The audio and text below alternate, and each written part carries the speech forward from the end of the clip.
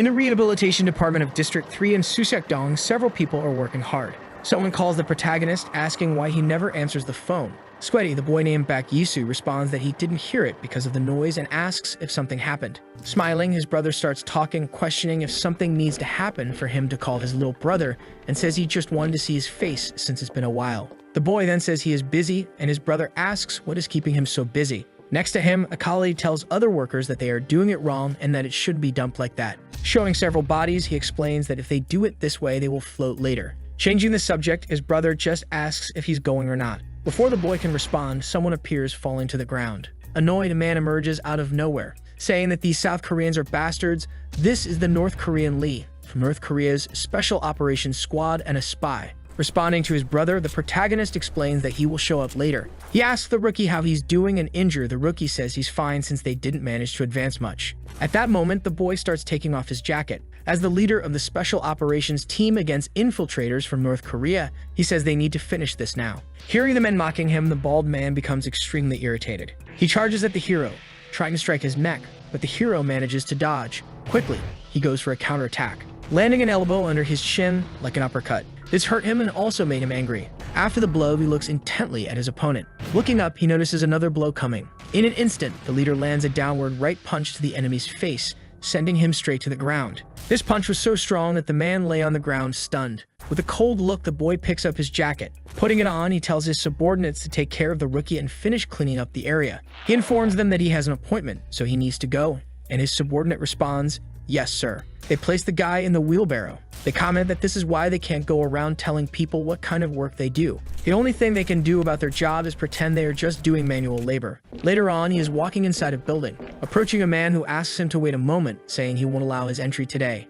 However, the hero says he has a meeting with his brother, and the man apologizes and begins to explain. He says that the restaurant needs to maintain a standard of etiquette and suggests the boy come back later. In the background, someone calls out to him. Waving, his brother asks what he's still doing standing there, questioning if they weren't going to meet. Getting closer to the two, he asks the employee if there's any problem with his little brother. Stuttering and bowing, the man says there's no problem at all and that he didn't know the boy was the gentleman's guest. Walking away, Baek tells them to let it go and to go in already. At that moment, his brother notices what's written on the back of the jacket, saying that safety first is always a good thing. Elsewhere, someone yells, questioning how this happened. A man standing asks why he did this to them. Yelling, he says this is the first time in 3.5 months that they have meat for dinner. His colleague says that the boss asked them to wait because he will arrive soon, and a man beside him says it's okay since there's plenty of meat. Opening a bottle, the blonde man says he should have gone with the leader because he'd be eating rich people's food, and in the background, some black vans arrive. Parking, some people begin to get out of them. Saluting with a lot of food in his mouth, he welcomes the boss, and the blonde man comments that the rookie is fast, while the man in black asks the boss how he's doing. The manager apologizes, saying the project took too long and that he asked them to wait because he has an announcement to make. But looking at the table, he notices someone missing, asking where Baek Yisu is, and the man with black hair says that the leader had to leave to take care of a personal matter. Reaching into his pocket, the man says that this way things will be a bit complicated. He fires a shot directly at the rookie, who falls back with full force. Soon, the manager announces that this special operations team has just been dissolved. Several armed men begin to arrive. They are all lined up and aiming at people, along with the manager, who is adjusting his pistol. He explains that this is a file purge, and everyone looks very frightened and surprised. Staring at them darkly, he explains that they all did a good job. Meanwhile, in a fancy restaurant, both brothers are eating together. Holding a card, the one with glasses invites his brother to work with him, showing a card where his name is listed as CEO and asking why a soldier like him is wearing a shirt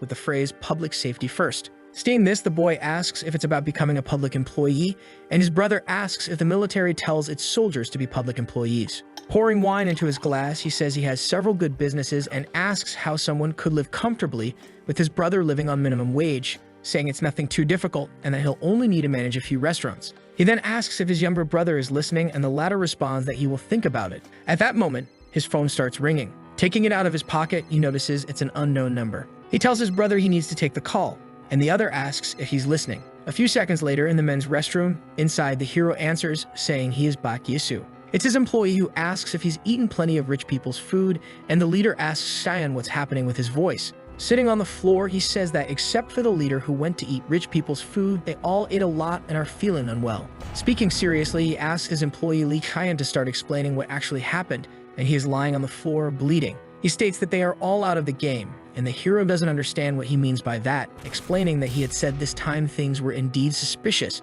because that bastard manager Jang sold them out. In disbelief, Bake says this is impossible and tells him he's already on his way. However, his employee tells him to run because they will find him if he goes to the location. Unable to speak to his employee, he repeats his name in front of the mirror, irritated, but the call quickly drops. Suddenly, someone is approaching the restaurant, heading toward the main entrance. Smiling, the employee tells the man that he's sorry, explaining that they're already full and that it will be hard to accommodate another guest, but the man quickly strikes with a knife, holding the blade with a firm grip. That single blow was enough to hit a vital spot of the employee. Already inside the restaurant, the older brother is almost falling asleep at the table, and he soon notices someone approaching, lifting his head, asking if it's his brother who has returned. However, he is startled to see three masked men wearing vests and holding knives in front of him. Their eyes carry a murderous aura as the man sees his reflection in the blade. Meanwhile, the protagonist is running after receiving that call, but he notices something that catches his attention along the way.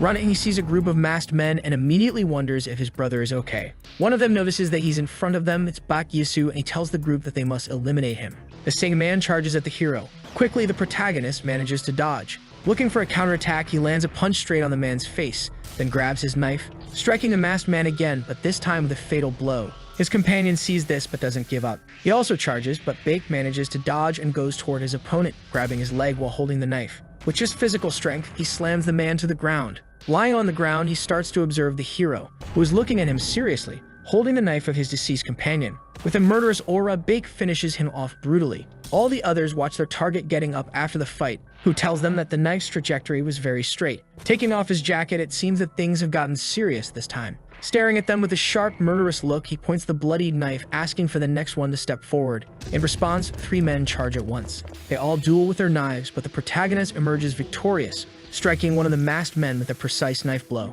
However, there are still two left who charge at him. Yisu ends up taking a cut on his left shoulder. Behind him, another man appears with a knife, but the hero notices. Meanwhile, elsewhere, one of the men approaches the boss and informs him that the job is done. The boss then asks about Bak Yisu, and his subordinate, checking the time, reports that a new squad has been formed, is in operation, and that the report will be out soon. Holding the cigarette between his fingers, the old man says that one squad won't be enough for this. Back at the restaurant, the protagonist is holding his knife. He has defeated the entire squad, and already anticipating this, the boss orders his subordinate to assemble another squad. He orders them to kill everyone, leaving no witnesses. Exhausted, the boy calls for his brother. He left his glasses on the blood-stained table. His brother is perplexed and says that this is the last question. Deeply irritated and holding a knife to the neck of one of the masked men, he asks where his family is on this beautiful day. He asks if they're all waiting for the man to come home from work. Without a second thought, he finishes the man off right there. He tells him not to die so quickly. Suddenly, the man's radio starts buzzing with someone calling. The brother wonders what this is about, and on the other end of the line, someone talks about eliminating Bak. Pulling something from his coat, he questions if the masked man still uses these things. As he cleans himself, he hears someone on the device again mentioning the need to eliminate Bak Yisu immediately. Hearing everything, the man continues to clean himself. Once again, someone talks about immediately eliminating Bak Yisu. Holding his cloth with a murderous aura, he angrily questions who they are trying to eliminate. This is the protagonist's brother named Bak Doyan, the head of the Taishan organization and CEO of the TS Financial Group. Quickly, the protagonist looks at the man lying on the ground. Looking to the side, he hears a noise. Running to the location, he finds his brother injured. He is holding his head, calling his younger brother by name. Fixing his hair and standing up, he asks if those guys were his guests. Sometime later, the CDO is in the backseat of his car, still holding his head. He is with his brother and wanting to understand what's happening. He starts to think about which organization the boy belonged to. Listening to the conversation, the driver glances at the rearview mirror. Confused, Do-young tries to recall the name. Replying, the driver says it's called HID and that if he doesn't remember, he can call it the Intelligence Squad. Taking out his hair tie, he recalls that it is indeed called the Intelligence Squad. Tying his hair, he asks if he is just a common soldier or from the Intelligence Squad that just went to North Korea to kill some people. Responding, Beck comments that his brother isn't just a gangster, but also the head of the Taishan organization. The man thinks it's crazy how twins can be so different. Changing the subject, the protagonist asks to be dropped off here, which surprises his older brother. Explaining, the hero says that if he stays with him, he might be in danger just like it happened this time with those masked guys. He says that they will hunt him until they manage to kill him. Pointing to the side, the brother says he is really scared and that he'll drop him off there, but then changes his mind, saying he'll take him to the police station to help locate him. Annoyed, the hero says this is no joke, but his brother says they've arrived and asks him to get out of the car. The elder promptly gets out. Behind him, Bake says he knows what he's trying to do. Stopping in his tracks, the man calls for his brother. These are memories of friends and family. It looks like it's a funeral. Several men in black suits are gathered close to each other. Smiling with his hand on his waist, he asks his brother if he wants to play a prank. A woman asks the director if he is doing well, and he says he is doing very well. This woman says they are preparing everything exactly as he requested. She explains that everything will be finished in about 2 hours, and with that, the man calls for his younger brother. With a somewhat sad look, he says that if he dies, all of this will end. Upon hearing this, the boy tenses up. Showing a picture of his little brother, the man says that the only way is for them to kill him. His picture is framed as if he were really dead.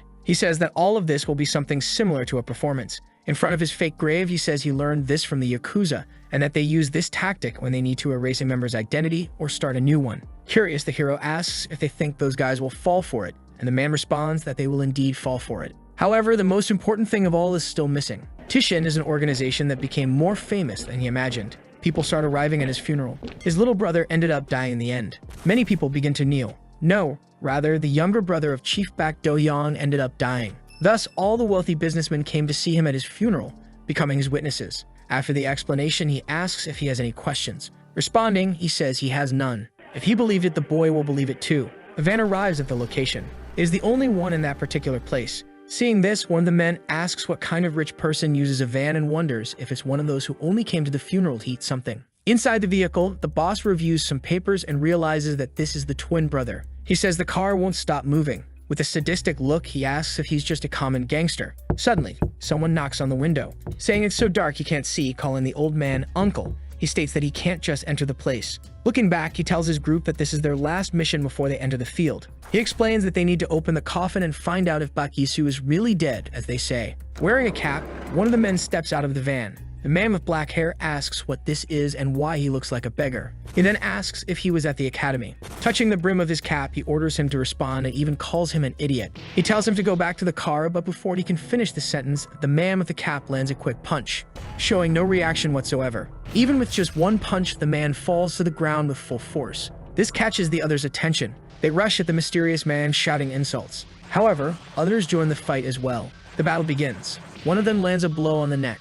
Another comes from behind, putting the bald man in a headlock. He is already beginning to lose his breath. In just a few seconds, they manage to defeat them all. This is the Special Operations Team of Haidi, the second squad of North Korean assassins called Hala. The group looks up the top of the staircase, seeing 2 people alone. Unbuttoning his jacket, the man begins to prepare. Descending the stairs, he takes off his coat. After descending, he stands facing the group. Next to one of them, the muscular man says this is a funeral ceremony meant only for the family. The man with the cap looks with a murderous aura. Quickly, he lands an uppercut on the man's face, but it has no effect at all. Soon the man asks if he could leave. This man is the head of security for the TS Financial Group in Taishan, named Hajinwo, known as the Muscle Giant. With rage, he raises his hand to the invader's face, making him tremble with fear, while his colleagues simply watch the situation. The man falls to his knees and begins to adjust his shirt, grabbing the invader by the mouth, making him completely lose his breath in panic. He drops him to the ground a few seconds later. Nervous after seeing this, one of the invaders realizes that the guy broke his colleague's jaw with just one hand. Charging at him, he yells that he's a bastard and that they can't just stand still, they need to attack. The muscular man dodges the blows, grabbing another by the mouth, preparing to attack while one of them calls him a bastard again, landing a solid punch on his face. After taking a punch, the man, now bruised, simply stares at him. This same invader starts throwing a series of punches to the torso, telling him to keep fighting and calling him an arrogant bastard. Even after taking several blows, the muscular man prepares for a counterattack, landing a downward punch, completely defeating this invader, sending him crashing to the ground with force. Reflexively, he grabs another by the mouth as well. However, the invader tries to break free, lifting his feet off the ground. He attempts to escape before he loses his breath, wrapping his legs around the muscular man's body, who shows no reaction. He then grabs the bald man by the neck, pulling the man up. With a murderous aura seeking vengeance, he stares down the invader while holding him with a single arm. Regaining consciousness, one of them is on the ground. He soon notices a shadow approaching. Pat throws one of the invaders onto his colleague who was on the ground, and they collide violently. Both are left lying down bleeding. A single man defeated all of them without the slightest difficulty. Inside the van, the boss observes everything. Trembling, he becomes deeply irritated with this frustrating outcome. Taking off his glasses, he curses and says he'll have to open the coffin himself because no one does anything right. He then exits his van. Walking towards the man while adjusting his jacket, he apologizes to him for all this. As he approaches, he says that it seems they have a misunderstanding here. Handing over a card that shows he is a lieutenant colonel in the army named Jang Sung-ho, he says he's not that kind of person. He explains that he is the lieutenant of the deceased Yisu, and that their meeting here was a big misunderstanding, and that he came to pay his respects. Staring down at him, the man says nothing. Suddenly, he looks up at the top of the staircase. He sees the protagonist, who in theory should be dead. Letting him pass, he tells the man he may enter, and the man thanks him. He then takes some incense inside the place. Looking at the photo of Baek Yin-soo, who supposedly passed away, lighting the incense, he wonders if he is really dead. Kneeling, he thinks that the one before him is Baek Do-young. He wonders, then, how much he knows. At another moment outside, squatting down, Do-young says all of this is because of a betrayal and asks if everything happened because of this Lieutenant Jang. He asks what they should do and if his little brother wants him to kill him. However, Yin-soo says he doesn't think there's a need for that kind of thing. Soon, his older brother asks if he wants him to offer him food and send him home. With a vacant look, he says no. Back in the present, he thinks that he will find him himself. Holding a knife, he calls out for Lieutenant Jang. Turning his head, the man responds to the call. The boy then asks if he has a minute so they can talk. Standing, holding the knife, he stares at him with deep hatred. In his mind, the protagonist thinks he will confront the lieutenant pretending to be his brother. He questions if the man knows what this is. Jang, afraid, starts staring at the knife in silence. Baek says he found one just like this on his little brother's body and that he needs to explain properly, and if he doesn't like what he hears, it will go into his body. In front of the lieutenant, he asks who killed his little brother after all. In his mind, he realizes the boy really did die. He asks them to stay calm and says that his brother died during an accident on a mission for the national good.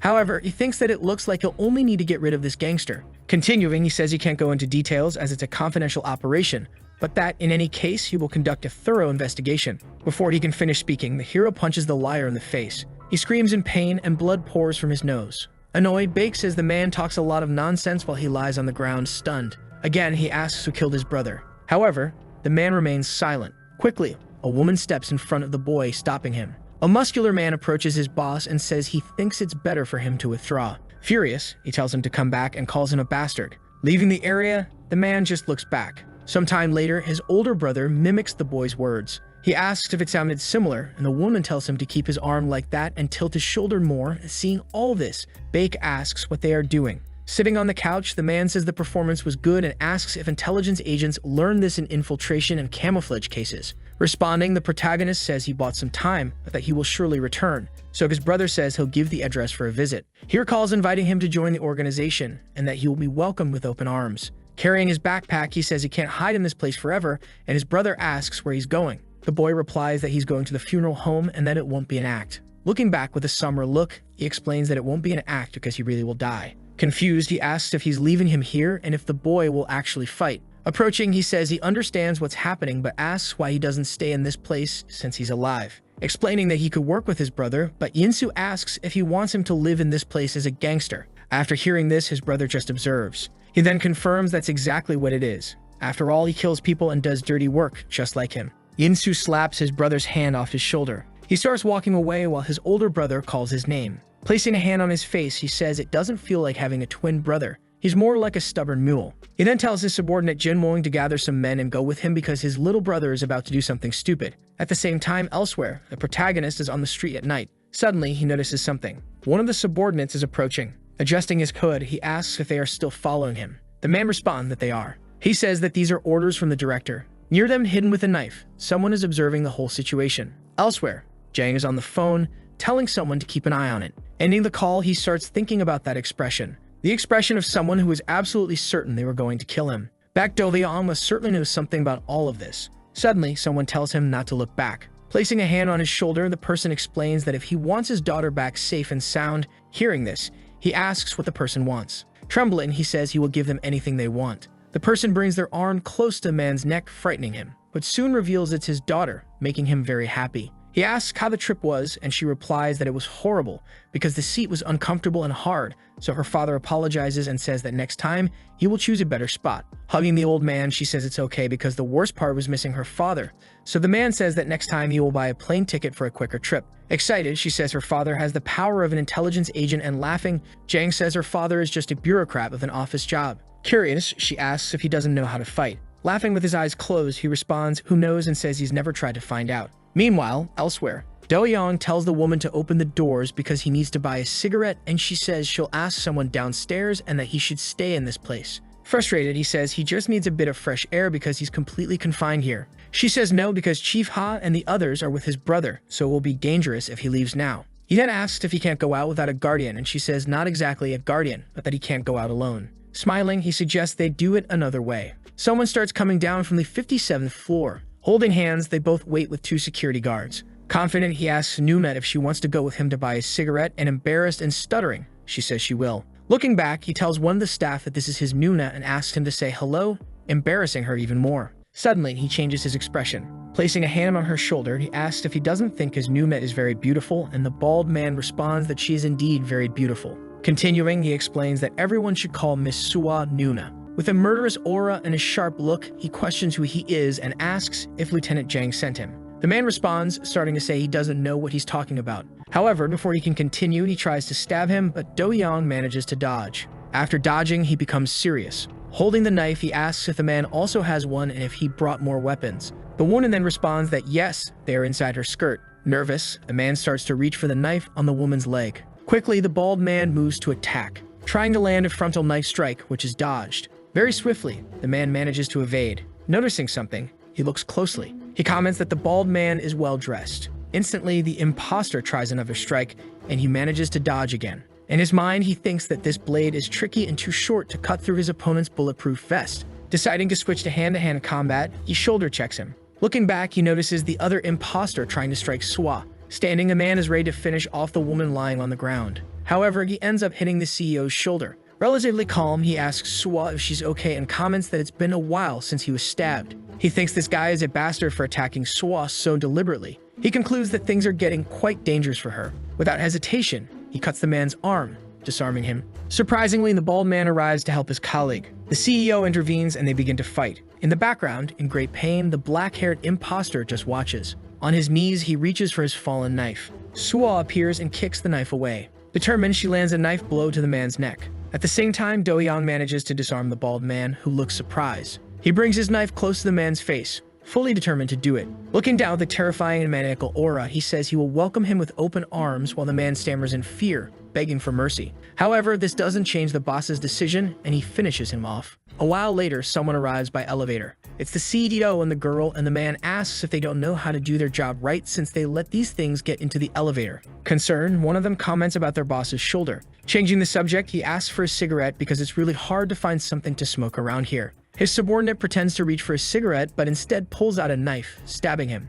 Seeing this, the woman is in shock. Reflexively, the boss grabs his subordinate by the mouth. Speaking in Korean, he shows he's very annoyed by all of this. He starts pulling at the subordinate's face, revealing his true face while he tells his boss not to overdo it. Quickly, the opponent dodges and moves away, pulling a dagger from somewhere. With his mask melting, he smiles and prepares to attack. Do Young comments that he'll borrow a knife instead of a cigarette, and in the background, his subordinate says he'll handle it. However, the boss tells him to give it to him as soon as he asks because he will deal with this bastard himself. Obeying the order, he hands a knife to the boss. In the background, the girl yells for the president, who tells her not to open the door for strangers. Inside the elevator, they wait to reach the desired floor. Holding 2 knives, he says that now the numbers are even and asks if he has anything else to say. Smiling, Ghost asks if the president always talks this much. He is part of the assassination team of the HID Special Task Force, his true identity unknown, but his codename is Ghost. Surprised, the man asks how he knows his name and if he also killed his brother. In his mind, he thinks the wounds are too deep, so he needs to end this quickly.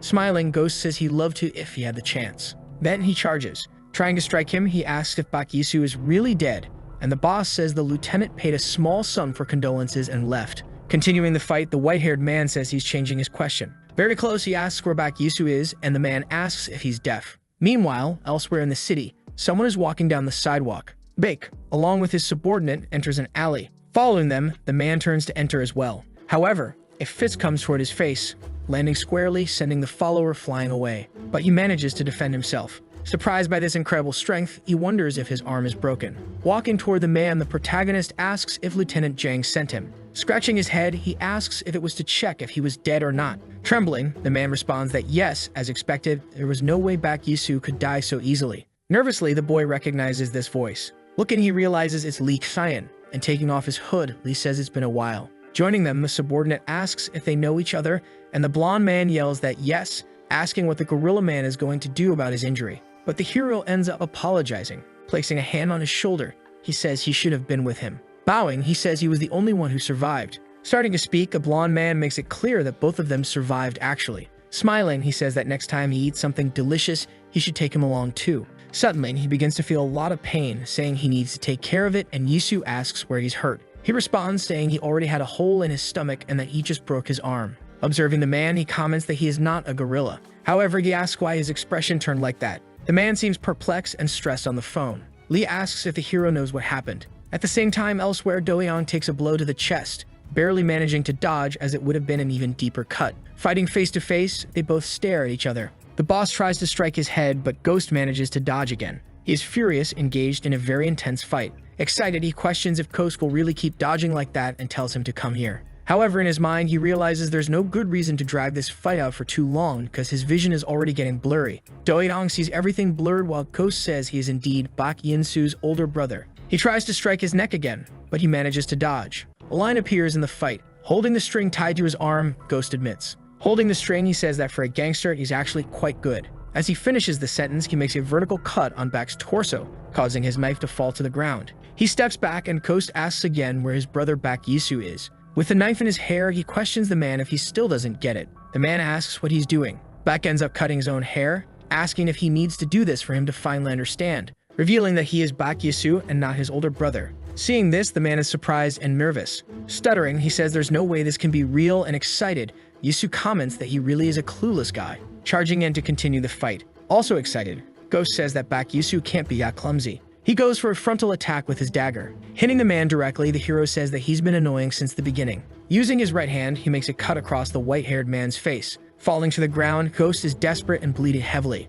In the background, Yisu orders him to get up right now, asserting that they must continue. Still on the ground, the man can't believe it. Standing, he calls Yisu an ignorant thug, trying to strike him with the dagger, but the hero manages to grab his wrist, landing another cut, this time on the abdomen. All battered and full of rage, he says it can't be possible. Looking directly at his opponent's knife, he thinks that this really is Bak Yisu. He points his knife and says he wants to fight again. Gathering the courage to fight once more, he tells him to die. While they fight, he still questions how this could have happened. Once again, Yisu manages to grab the man by the wrist, suddenly grabbing his dagger, plunging it into Ghost's torso while repeating for him to come again. With his right hand, he makes another cut, causing the man to collapse to the ground, completely shattered. In a panic, Ghost realizes that this really is him. With a terrifying aura, Bake says he wants more. Looking apathetic and carrying intense hatred in his eyes. Stammering in fear, Ghost tells him not to come any closer. Holding the knife, he says he is Bak Yisu and that it's just him and his brother. Seeing the knife above his head, the man begins to panic. Yisu misses his opponent's head, but the man manages to stab him in the shoulder. Seeing this scene, the man is very surprised and frightened. He notices Bak's wound. Looking at him, he realizes he is standing over his unconscious body and calls his name. Standing, he notices someone approaching. It's the real Yisu who gets out of the car, worried about his brother. Running to the scene, he finds him lying on the ground. Holding him in his arms, he pleads, shouting for his brother who is injured or perhaps even dead. Crawling up the stairs, the man feels intense pain, repeating Bak Yisu's name multiple times while flipping through his book. Grinning maniacally, he says he killed Bak as he marks an X with his own blood. While Yisu cries desperately for his brother, the man continues saying he killed Bak Yisu. Back at the apartment, Suwa says she can't do this anymore. She says it's not just the General Assembly, but also other local organizations that are noticing the absence of President Bak Do-young. She continues, stating that they need to appoint a new representative and that Chief Jinmo himself could do it. Standing up, he says that Taishan without Do-young in charge is not Taishan. Irritated, the woman says he's only going to watch the organization sink this way.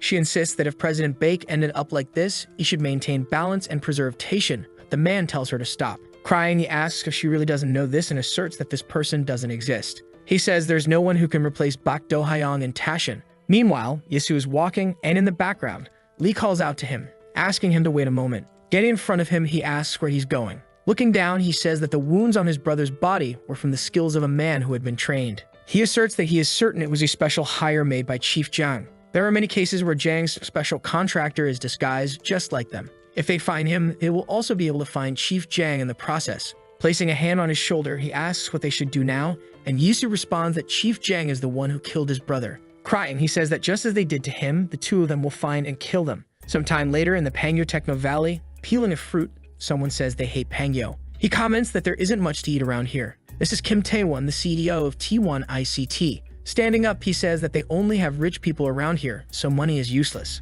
Walking with several subordinates, he says the men should enjoy the big waters of Seoul. Additionally, they are also part of the General Assembly of the 4 largest organizations in the capital of South Korea. Leaning against the fence, he begins to speak. Looking at a man tied up, he says he heard the manager said something sweet. Tied up, the man yells, asking what he's talking about. Cutting one of the ropes, he asks if he shouldn't release him since he's not cooperating. At this, the man panics. He reveals that Taishin was attacked and that his friend and Seul said they are clashing with an unknown force and Taishin hasn't done anything about it yet. Moreover, Chief Bak Do-hyung still hasn't appeared. Hearing this, the man is surprised. With a sadistic grin, he cuts another rope and asks if he's sure Do-hyung has really disappeared. Sweating profusely and scared, the man says he's certain, and that's why they won't even attend the General Assembly that's coming up. After hearing this, the CEO asks if there's anything else to say. Responding, the blonde man says that's all he heard. Commenting that everything is fine, Kim decides to cut the last rope, causing the man to fall. Holding the fruit, he tells his subordinate to call everyone together. Eating, he says they're going to devour Taishin today. The tied-up man falls to the lower floor and apparently is relatively fine. Meanwhile, at the Majiangdong livestock market, Yisu walks alone through it, saying it was dark under the lamp. If you hide him where you want to find him, anyone might end up finding him, so you need to hide where even you can't find. This is Chief Jang's way of thinking. The protagonist opens a door somewhere. He thinks that these guys were also trained by Chief Jang somehow. That is, if he's not careful, he will get caught. Holding some weapon, he opens the door. Peeking through the crack, he's surprised by something. Entering, he encounters a massacre, and a man notices that it's Bak Yisu who arrived as colleague and asks if he's alive. Covered in blood, the bald man tells him to put that aside because even if he doesn't kill him, he's going to die soon. Approaching, Bake asks how this happened, and the bald man starts to respond, saying that Jang is a bastard. He explains that he gathered everyone there. He asks him to do a favor for everyone, saying he heard it over the radio. All the other shops were vacated. It's probably the same thing in all other places. With his hand on the hero's shoulder, the bald man starts calling him by name, but Bake tells him to stop talking.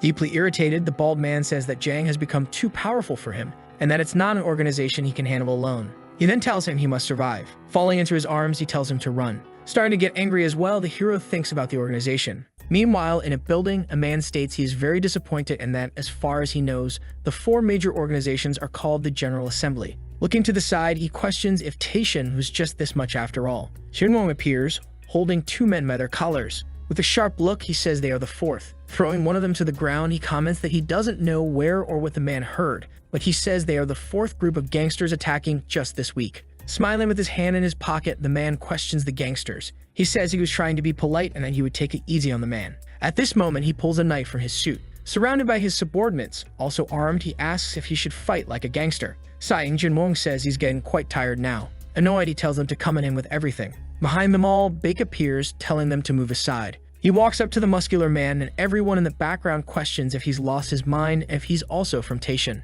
Staring at him, Jinwon asks what he can do for him. Bak says he needs an organization to avenge his brother and that it would be impossible to do it alone. With hatred in his eyes, he asks him to give him Taishin. Confused, Jinwon repeats the question and the gangster appears, asking what he is doing. Threatening with a knife, he asks if he doesn't see that everyone is busy. In an instant, the boy lands a punch with the back of his fist, while the man tells him to follow orders. Holding his bleeding nose, the man becomes irritated. Analyzing carefully, he wonders if this is Bak Do-hyung as they look identical. He then questions his employees who said Bak Do-hyung was not present, and everyone is surprised. Asking if Bak Do-hyung has returned, Jin watches everything in silence. Pushing one of his men, the boss asks what they are doing and says there are only 2 of them anyway, so they should take them down now. Following the order, they charge at the protagonist with their knives. Quickly, the hero strikes one of them with a fatal blow, fighting against 2 at once, while the leader realizes he's in trouble. Frustrated, he looks at other subordinates and orders them to attack all at once. He declares that Taishin ends today as his men join in the attack. Yinsu demonstrates a deep sense of hatred combined with an extraordinary level of concentration. Without hesitation, he charges at the 3 men and strikes one of them. Angry, the purple-haired leader calls them idiots and asks for a knife, while the protagonist strikes another employee with a fatal blow. Appearing behind him, the leader calls the boy by his brother's name, asking if he thinks knives won't work against his body. In a second, the boy counters using his knife in his right hand, disarming the man instantly. The knife falls far away. Stammering and looking to the side, the now injured man just repeats the name Bak Do-hyung, realizing that this Taishin is not something to be taken lightly. He then looks at the protagonist and senses his terrifying aura, knowing he's about to be finished in seconds. Terrified, he declares that they will all retreat and orders his men to return to Pangyo. Taishin's subordinates recognize the boy as President Bak Do-hyung. Jin thinks to himself that Taishin can no longer exist without Bak Do-hyung after all, and that was what he ended up thinking, but he knows it's not right. The men say that the president is here to help them. Walking up to the boy, Jin asks if he wants Taishan. He comments that if that's what he wants, there's only one way to make it happen. Elsewhere, 4 people are sitting at a table, and one of them comments that it's already been a month. A bit tense, he says that Baek Do-hyung still hasn't appeared. Another says that the idea of the General Assembly is ridiculous, and that he suggested getting rid of the gangsters because of it. Holding a pair of glasses and crossing her legs, a woman comments that she heard an interesting rumor about Baek Do-hyung being dead. Picking up a glass, another man says that if this is true, then Taishan is truly finished. Taishan is Baek Do-hyung's organization. Someone starts arriving at the location, recalling Jin's words about there being only one way to take Taishan for oneself. He enters the room accompanied by 2 people. He questions if they were all that worried about him. Appearing with Jin and Lee, says he should have bought a souvenir, it seems. Jin reveals that the only way for Baek Yisu to take Taishan for himself is by becoming Baek Do-hyung, who is his brother. Dressed up and holding a knife, the protagonist prepares himself. Raising her finger, Nuna tells him to place his index finger on the back of the knife and hold it because she heard that this way the blade gains more force. However, he questions if anyone would recognize him just by that. Responding, the woman says some people know about it, and if the opponent is from the General Assembly, he should be more cautious. She explains that it's a meeting between the leaders of the largest criminal organizations in Seoul at the General Assembly, with the objective of preventing conflicts between the organizations and promoting mutual cooperation among them. However, the truth is that it's a group that looks for justifications for conflicts to gain advantages for their own interests. Curious, the boy asks if that's why Taishan and he need to attend, and she responds affirmatively, stating that's why he needs to be careful. With a sad look, he says he's not sure if this is the right decision and asks why he needs to play the role of his brother and protect Taishan. Holding the knife, the man asserts that he needs Taishan now because he requires an organization to carry out his revenge. It must be a large organization and above all sharp. In fury, he declares that both the General Assembly and Taishan will be placed under his feet. At the same time, at the District 3 development project in Susekdong, a man states that it must have been a mess. Smiling, he says that Chief Jung must have worked hard and that his work was very well done, which is incredible. This is Sho Won-ho, the commissioner of the Seoul Metropolitan Police Agency. Jang remarks that the work was easy thanks to the commissioner's support and everyone who was involved, so the commissioner comments that the chief was really great. Cho mentions that he said he buried everyone and asks if the lieutenant's subordinates won't leave any traces. The man responds that it's all a sacrifice for the cause, and clapping and laughing.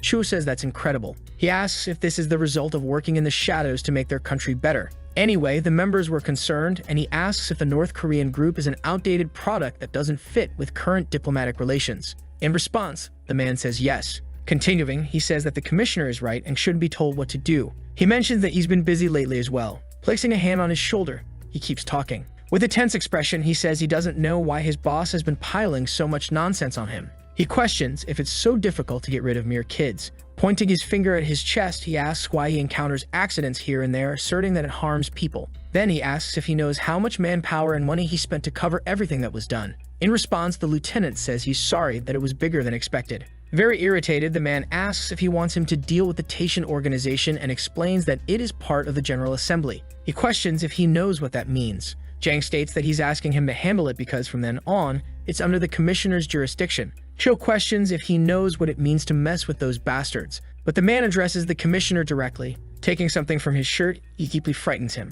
Holding a badge, he comments that he has misunderstood everything. He explains that his role in this project is merely to be the police commissioner and that they don't need Cho Won-ho, but rather the power of the state. Throwing the badge far away, he says that if he doesn't like his role, he can step down, and there are many others interested in the position of police commissioner. Someone goes straight to another person, grabbing him by the collar and says that this idiot is acting strange. Grabbing a boy by the shirt, he asks if the commissioner is his friend. Sighing, the commissioner comments that he has quick hands and asks why he threw the badge suddenly. He asks if it wouldn't be better for the man to retrieve it, and looking to the side, he sees Jang knocking the boy down. He throws him to the ground with full force, and finishes with a strong kick to the face. This leaves Cho in shock, along with the man in the background, who calls him crazy. Quickly, he points a gun at the commissioner's head, who is terrified. He asks if he wants to be buried on the spot along with his men, and in desperation, the commissioner says he was wrong. With a completely terrifying look, he tells the commissioner that he just buried his men and asks if he should know what the General Assembly is.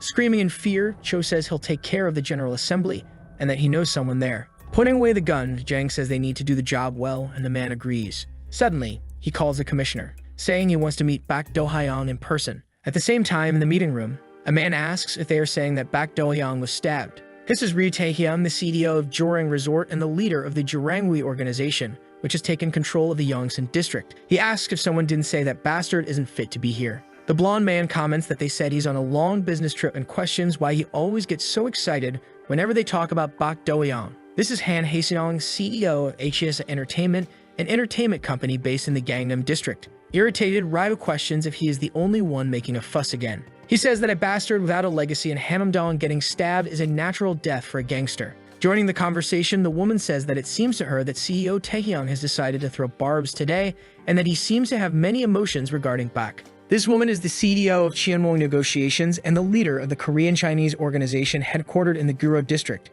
She is also the director of the tribe responsible for Korean trade. Her name is Che Yuwa.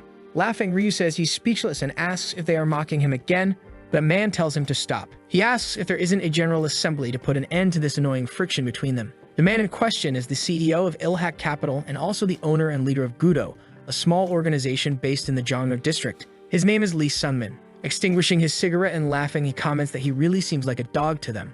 Irritated, Ryu tells Lee that if he continues with that talk, the one who will be inconvenienced is him. He remarks that Lee also doesn't have the status to be here and questions why a mere city worker is at the General Assembly. Responding to the provocation, Lee says that the assembly was created by the late CEO of Ilhak, and Selman points out to Sungmin the soy sauce in front of him. Fiddling with his phone, the blonde man asks for some soy sauce because it's a bit too far for him to reach alone. Holding the soy sauce, he sees Ryu, who says the boy is doing well and calls him an idiot. He remarks that the atmosphere has improved and that Sungmin does well in such situations. At that moment, someone enters, announcing that they are here. Surprised, Ryu asks what this is and where the security guards are. Excited, Lee tells the president that they are here, and that the atmosphere in the place is indeed intimidating. Walking calmly, Baek approaches the table. Seeing who it is, everyone is in shock. In his mind, he recognizes that these are the members of the General Assembly. Flashing back, the protagonist realizes there aren't many of them. The most important thing is the relationship diagram, and there is no friendly relationship between the members.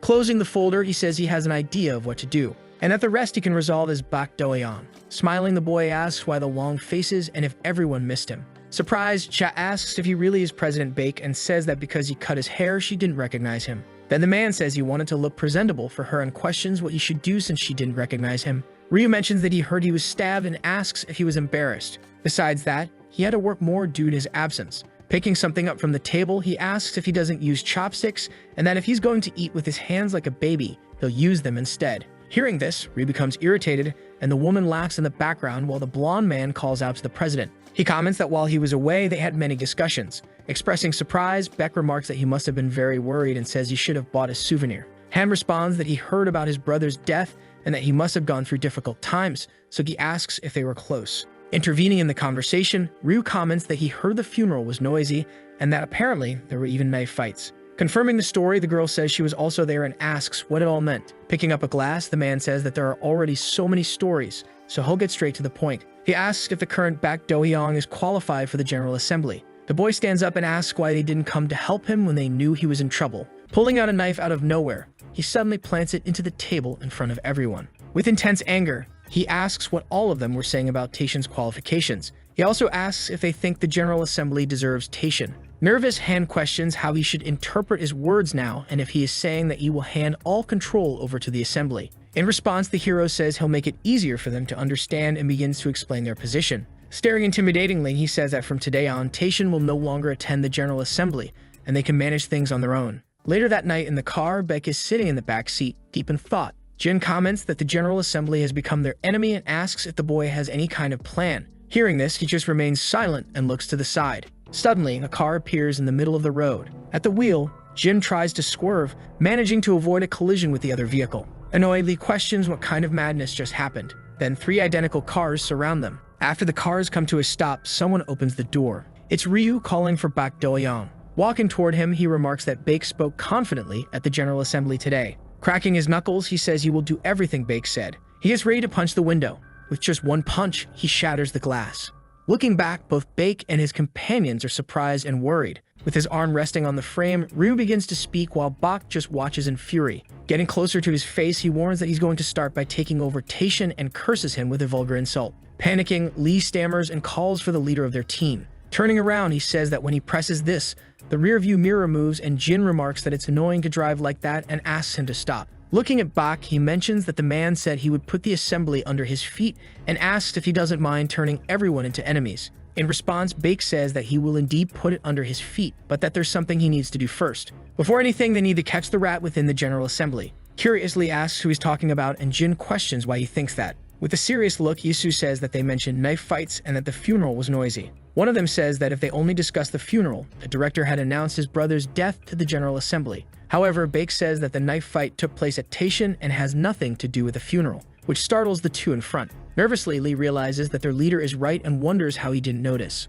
With his hand trembling on the steering wheel, Jin says that someone within the General Assembly really knows what's happening. Yisu mentions that they should avoid attending the General Assembly until they find the rat. The driver then asks how he plans to find him. He comments that he dug a rat hole. He wonders if the rat will crawl into this hole on its own. Staring at his enemy, Ryu asks the fake Do Hyung if he's going to get out of the car. He questions if he won't get out and if he needs to pull him out somehow. This is Ryu Taehyung from the General Assembly. Being the leader of Jorang, he's already had numerous issues with Taishan before, so there's a clear hostility. Looking at him, Bak wonders if this guy is actually the rat he's looking for. Leaning out the window, Lee asks why he didn't ask to open the window instead of breaking it, pointing out that the car is quite expensive. He says that Ryu doesn't even use chopsticks to eat, and that his manners are horrible. With a dark expression, Ryu comments that the blonde kid is the same bastard from before, asking what he just said. Getting out of the car, the blonde boy questions what he's going to do about it and mentions that he rode in this car for the first time today and felt great. In response, Ryu says that this idiot is challenging him and that he likes him,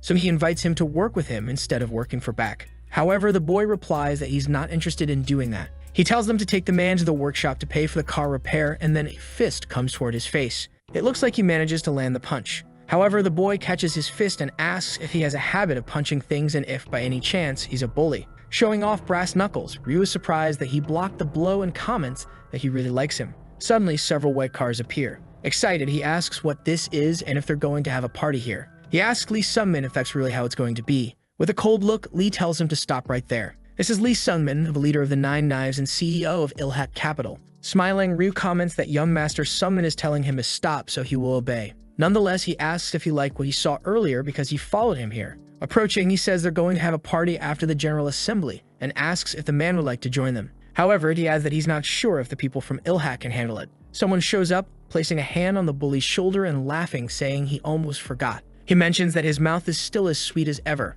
The man in question comments that it seems like he was crying yesterday over the cut on his stomach and says he's grown a lot. Looking back, Ryu realizes that this man is Choi Chien-ho of the Nine Knives and asks why he's even here, considering how old he is. Leaning against the window, Lee asks what's going on and says it looks like those two are filming a drama and wonders if it's okay for them to get involved. Adjusting his tie, Jin mentions that he is part of the Nine Knives and elite unit of Ilhak, and that he's surprised to see him here. According to rumors, Ilhak's power has only diminished recently, but it was once an organization at the top of the capital, Seoul. It was the 9 elite members who made all of that happen. These 9 members are called the Nine Knives. Then Lee says that if they only look at him, this gangster narrative seems surreal. However, judging by the reactions of these people, it doesn't seem to be a lie, but rather real. Several people around recognize Choi Chien-ho of the Nine Knives and become frightened. Seeing them all, the old man just stares, saying that young people these days are all cowards. This is the executive director of Ilhat Capital and captain of the Nine Knives, holding the title of the second knife. Deeply irritated, Ryo questions if he really has to back down like this.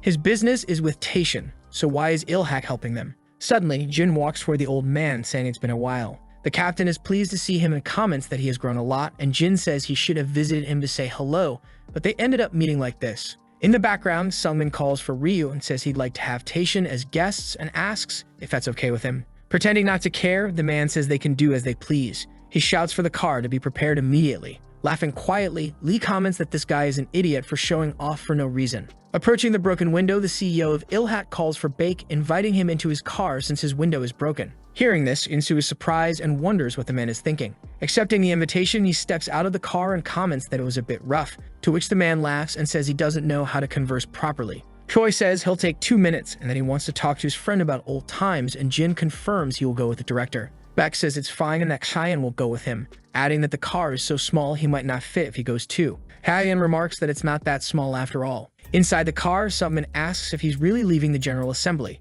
Beck questions if he didn't want to remove or expel him and says he just got irritated because he was questioning his qualifications. Then the man says that if he leaves the assembly like that, there will be severe conflicts with other organizations. Looking to the side, the protagonist agrees, saying that considering how he was suddenly attacked today, he should have made the guy pay for the repairs. In his mind, he wonders what Lee Sungmin is trying to imply. The man comments that the assembly is a place where there's nothing but fights and competition between organizations, so he needs strength to survive. Confused, the hero asks what he means by that. A while later, the car comes to a stop. The man then calls for Do-Won. With a serious expression, he says that he needs strength now. Then someone starts knocking on the window.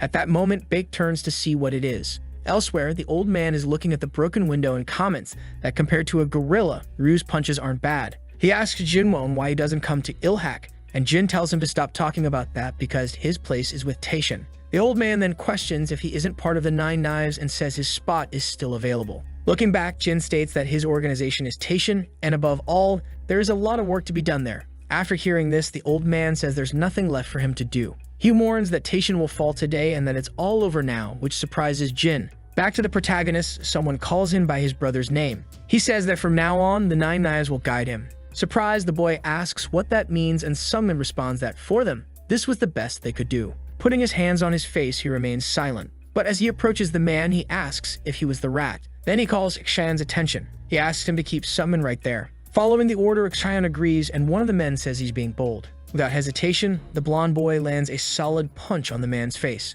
Looking at his unconscious body, he comments that he's too loud and should stay quiet. Beck says it will take some time. Facing a bald man with glasses, he says it won't take too long either. Ryu is thinking that Lee Sungmin is a bastard.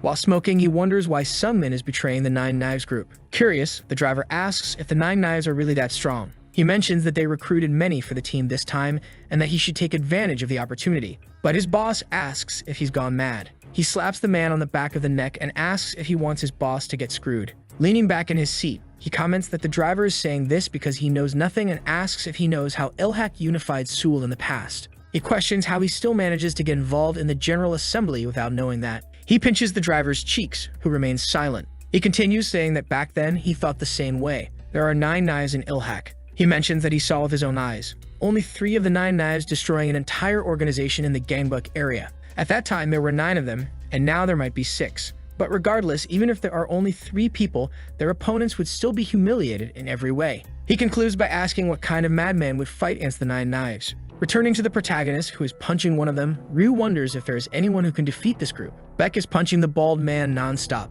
The CEO, Ryu, comments that a guy like this could dominate all of Seoul if he managed to. Near a lake, someone says they are speaking out of courtesy. With a cigarette in hand, the commissioner says that Taishin is no longer what it used to be and is just a mountain behind the city. He continues, saying that back Do-Won got rid of his own younger brother due to his superior's project. However, Taishin got caught in the middle of all this and things became complicated. At this moment, Ilhak needs to strike first. Sungmin is sitting listening to the old man. He begins to speak, saying that he has neither a good cause nor the strength to wage a war now, and the old man says that if he is foolish, he will lose everything. Regardless, the young master is a very attentive person. Ilhak is in this state because Sungmin is clumsy, and if the former CDO had seen this before dying, he would have been furious. He continues, saying that even at the General Assembly, if someone mentions the 9 knives, they cannot say anything, so he asks why he doesn't use that card. He says he is helping him because he truly cares about the boy and that they will rebuild Ilhak.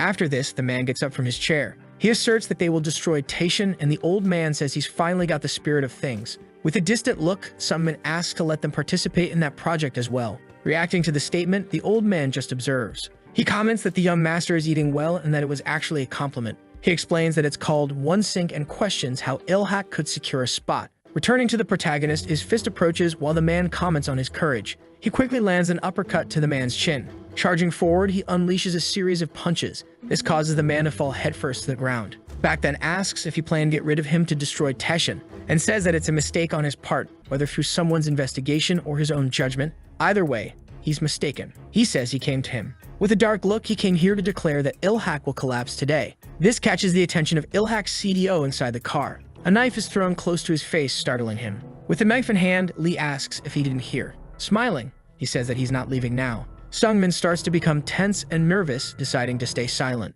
Outside, the bald man removes his glasses and says that his hands haven't felt sore in a long time, and that if he were 10 years younger, he wouldn't have been a headache. One of his colleagues tells Hyungnim that he thought the man could dodge that, and another, laughing, says it's been a while since he saw the bald man take a beating. Approaching him, someone asks if it was refreshing, and the bald man asks if he's just going to watch. Suddenly, he leaps with speed. Charging at the protagonist, he responds that he's not just going to watch. However, the hero manages to block the strike. Another opponent tries to hit him, but he dodges again.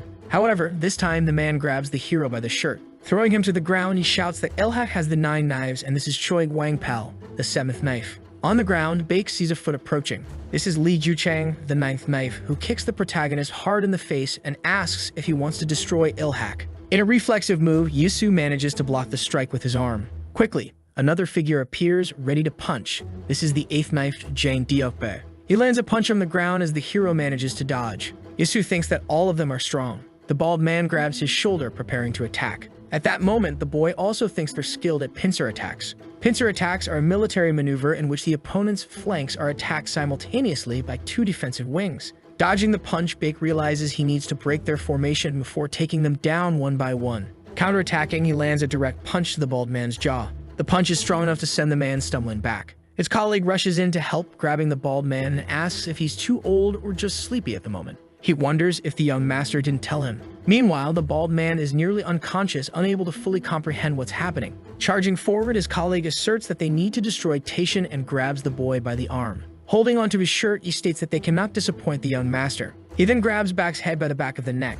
This is Lee Summo, the 6th knife. Facing the hero appears Dako Yanggil, the 4th knife, who delivers a powerful punch to the boy's face. Inside the car, Lee, frightened, asks who these guys are. From the back seat, the CEO comments that they are Ilhak's ace, the 9 knives. Everyone says that the glory days of the past are gone and that they're no longer what they used to be. However, there's something they always forget. Elsewhere, someone is thrown onto the windshield. It's Jin, and meanwhile, the old man tells him not to fight anymore. He continues saying that this is all he can say for old time's sake. Lying on the hood, Jin thinks that Ilhak still has the 9 knives to fight. Back to the protagonist. Getting out of the car, Lee comments that these old gangsters are complicated and tells Sunmin not to go anywhere. Then the man questions if he really thinks 2 people can handle the 9 knives. He says that even if he goes, he won't be able to help, and Lee wonders what he means by help. He says he doesn't need it, and that he probably has no idea who he's dealing with. He responds to Lee's Sunmin, saying that if he doesn't go, those guys will end up dying. The protagonist punches one of them in the stomach, then notices something approaching.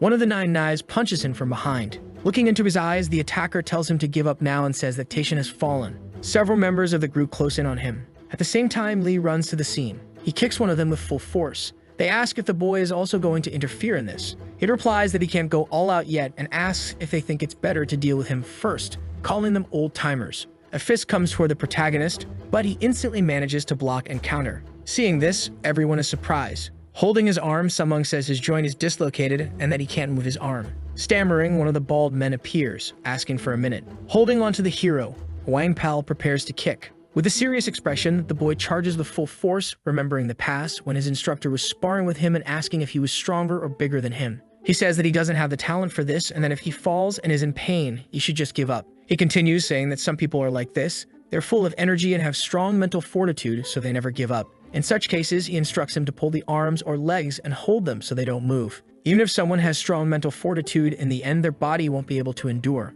Sweating heavily, Yisu tells his instructor that it hurts. Staring at him, the man calls his name, telling them to try again. Back in the present, Wang is on the ground, writhing in pain, while in the background, the protagonist watches the scene. Frightened, the bald man questions what kind of monster Bak Do-young is. Inside the car, someone shouts for Beck, when suddenly he notices something and falls silent. He recalls a scene from the past. The old man asks about Bak Do-young, and the CEO asks what he's talking about. The commissioner explains that his younger brother once said he was a gangster and wonders if Bak Do-young is a bit different from other gangsters. Quickly, he becomes awkward, saying he almost got caught during fishing. Continuing the conversation, he says he doesn't remember Bak's younger brother's name, and the man remains silent. Returning to the present, someone is lying on the ground. With his arms broken, the bald man angrily repeats the name Bak Do-young. In a second, the hero charges forward to finish the man off. However, someone yells for him to stop, and he does. Approaching with his hand in his pocket, the CEO says that's enough. Relieved, the bald man calls for his young master while the protagonist remains silent. Placing a hand on his shoulder, he says they need to talk now. He then calls the boy by his real name, Bak Yisu. In his mind, Sunmin says he has felt something strange from the beginning. Although Bak Yisu, who had been a problem, died, the reason why his older brother, Bak Do-young, must die is because in the end they are twins. The CEO says that Bak's aggressive behavior at the General Assembly and the fighting style he just showed confirm what he already suspected. This is not Bak Do-young. Slapping his hand away, the boy asks if it matters and if knowing who he is will spare his life, then stares at him with a frightening look. Closing his eyes, the man calls Bak Yisu, but corrects himself to director Bak Do-young and says he proposes a negotiation. Hearing this, the protagonist remains silent. Someone appears, signaling for time. Laughing, Lee says the two seem to be discussing something, so they should make a truce. One of the men sighs and says he did well. After a while, each side is standing with their subordinates. Sitting in the chair, the man admits they were careless. Standing, the old man asks if he's alright and questions if Baek managed to do all this alone. Replying, the bald man says it's embarrassing, but yes, this guy is a monster and his level's ahead of them. With a deadly gaze, the hero asks what kind of negotiation he wants to propose. Lee notices his colleague next to him. He starts to say that the guy standing is fine and that he's the only one. He asks if he can see the other guys behind them to kick their butts, but Jin comments that he was beaten up by the old man. Surprised, the boy says he understands that he was beaten, and Jin tells him to focus. One of the subordinates brings a clipboard to the CEO, who says they received a request to eliminate Taishin, and that the answer to who did it and what the purpose was is in this file. In response, Baek asks him to continue. The CDO says they will provide the file and information about the organization targeting Taishin and that, in exchange, they want them to side with Ilhak. In his mind, he thinks that Ilhak needs strength and that this is a good condition for Taishin as well. Quickly, the boy responds with a no. If the files and information are the conditions, these negotiations are over. With a murderous look, he says that if that's the case, wouldn't it be better to just destroy Ilhak and take everything they need right now? Smiling, the old man says the kid's arrogance is too much. Jin appears in front of him, saying that if the gentleman doesn't mind, he asks if it isn't a good deal for them too, and that this is the chance to build trust with Ilhak. Baek comments that he's tired of all this. He asks what Ilhak really is, responding that they are gangsters in the end. He comments on the issue of trust, questioning why he thinks his companions and his brother ended up dying that way. Jinwoo stares down at him and calls him Bak Yisu. However, the protagonist grabs him by the shirt. Staring angrily, he says he's Bak Doyeon. Intervening, Lee asks them to stay calm, and if they keep doing this, he will have to intervene too. He says they should look at this first. Sunmin just watches everything with a clipboard. Bak stares back at him. Then he approaches his opponent or future ally. The man says he doesn't think it's a bad deal, and the hero responds that it's just a piece of paper and questions how he can trust them. Near the flames, the man tells him to be careful with his words and actions, as this is the only copy. Taking a knife, he says to go ahead with it. In the background, Jin yells for his director Baek while he shouts Ilhak, declaring he doesn't trust them and calling them filthy rats. Holding the knife, he says he doesn't trust anyone. Staring with a terrifying look, he says he doesn't care about this negotiation, and that from now on, it will be like this. When he commands, the group will obey. From now on, Ilhak will be accepted as a subordinate organization of Taishin. Seeing this, Jin and Lee become nervous. Continuing, the man says that as a guarantee, he will take Lee Sungmin, the CEO of Ilhak, as a hostage. Seeing this, one of the men calls the Taishin people bastards. The old man calls for his group 9 Blades, ordering them not to move. Intervening in the fight and grabbing the wrist, he says that Director Baek is going too far. He then asks the CDO for permission, introducing himself as Choi Chien-ho, the captain of the 9 Blades, and says he will go with him to Taishin. He then asks if this arrangement is acceptable. Baek says he mentioned the CEO of Ilhak and asks if the old man's neck is worth that much, questioning who the arrogant one really is. Lee feels uneasy about the situation too. Jin says the 9 Blades are the body of Ilhak, and he thinks that should be enough. The hero asks if that's for him to judge, and Jin says that if he could see things from his brother's perspective, he wouldn't say that. Hearing this, the boy remains silent.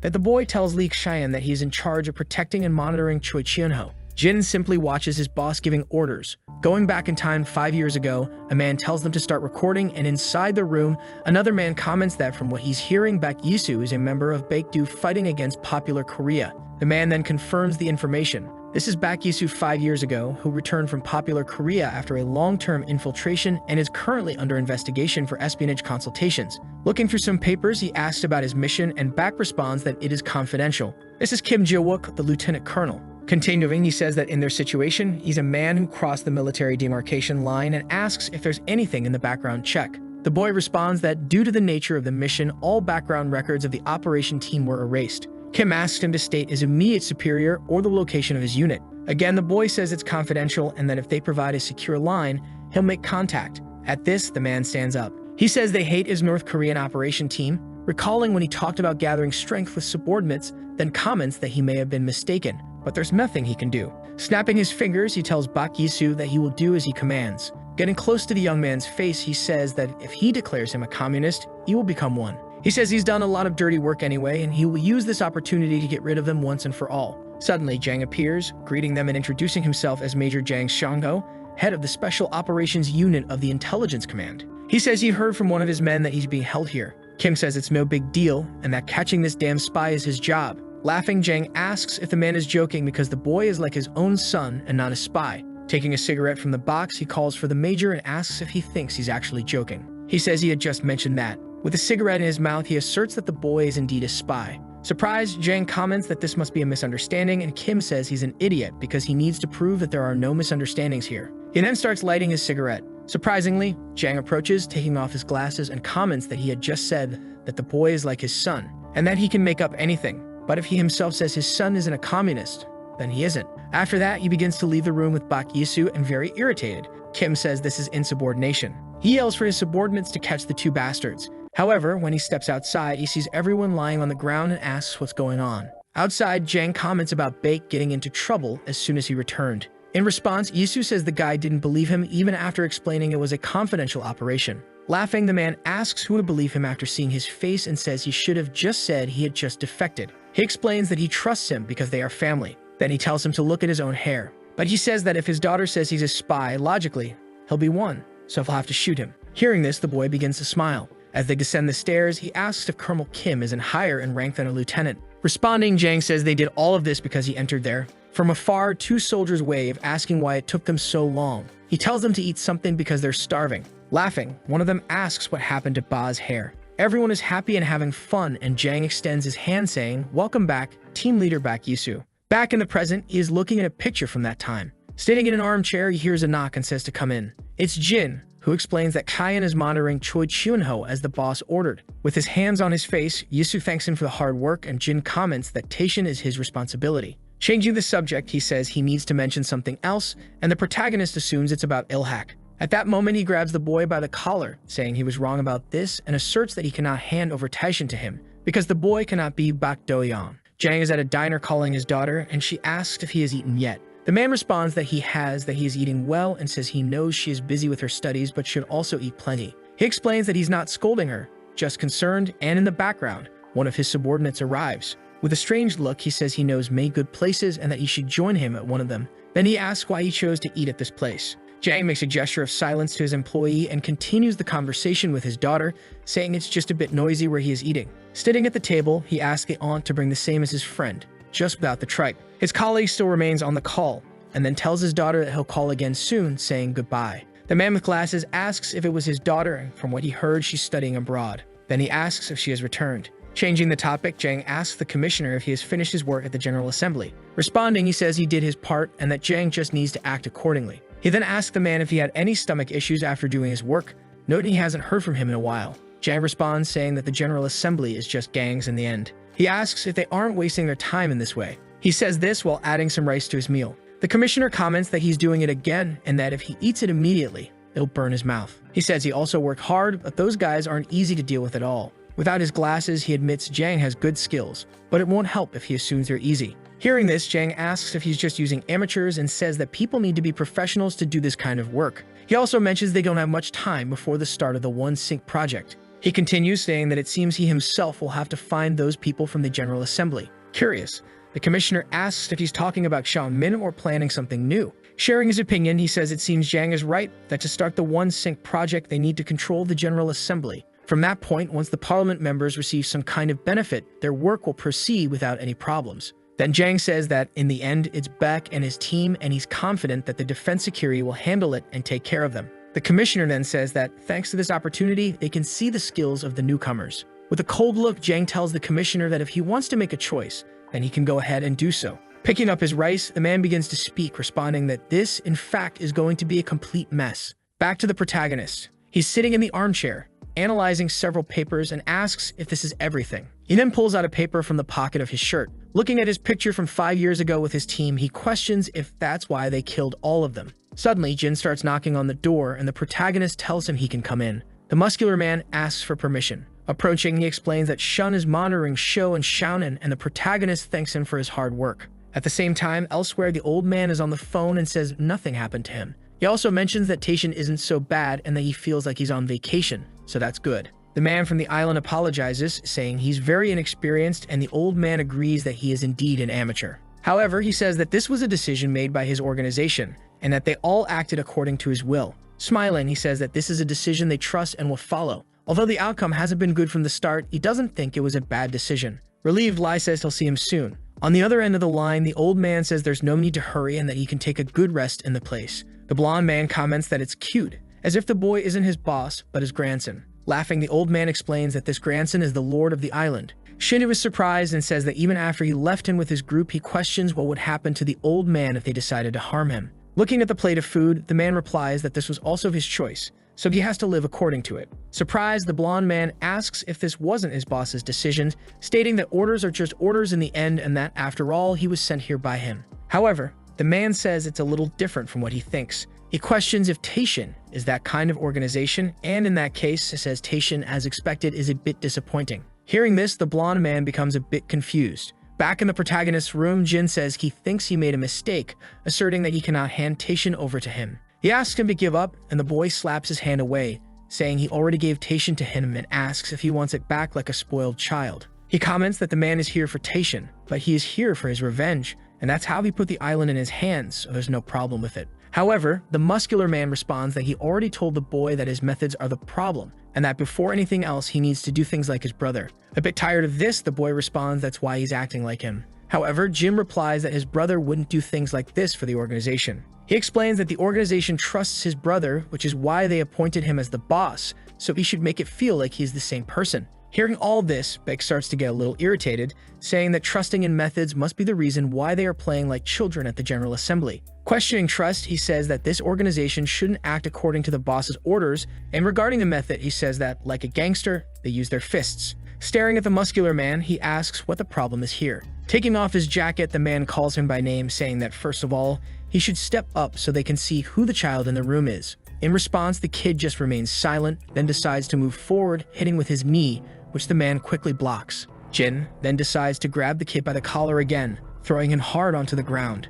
Feeling a bit of pain, he then kicks with the sole of his foot straight to the man's chin. But Jin asks if that's all and if that's the full strength of an intelligence agent. However, the kick is strong enough to send him flying. Taking advantage of the opportunity, Baek begins to stand up. His kick was strong enough to leave a bruise on the man's face. At the same time, the old man is talking to Jin, saying that an organization built solely on strength asks who would follow such an organization, and that people sometimes call them a gang, asking if the boy knows why. He says that they trust others using their fists and self-respect, and that war is called that because people unite and fight for the same interests. He explains that if he starts getting rid of people who would only fight and betray, he questions if there will be anyone he can trust and follow. Meanwhile, the director's office is a mess with an armchair knocked over and many papers scattered. The hero ended up winning the fight and is holding Jin down on the floor by his shirt. However, he decides not to finish him off right there. Walking away, he says that apparently he was wrong. He comments that his methods of acting like a gangster weren't really the problem. The old man explains that it's not necessarily who is superior or inferior that is decided by their strength. He explains that if an organization starts ranking superiority based on strength, then they are just military.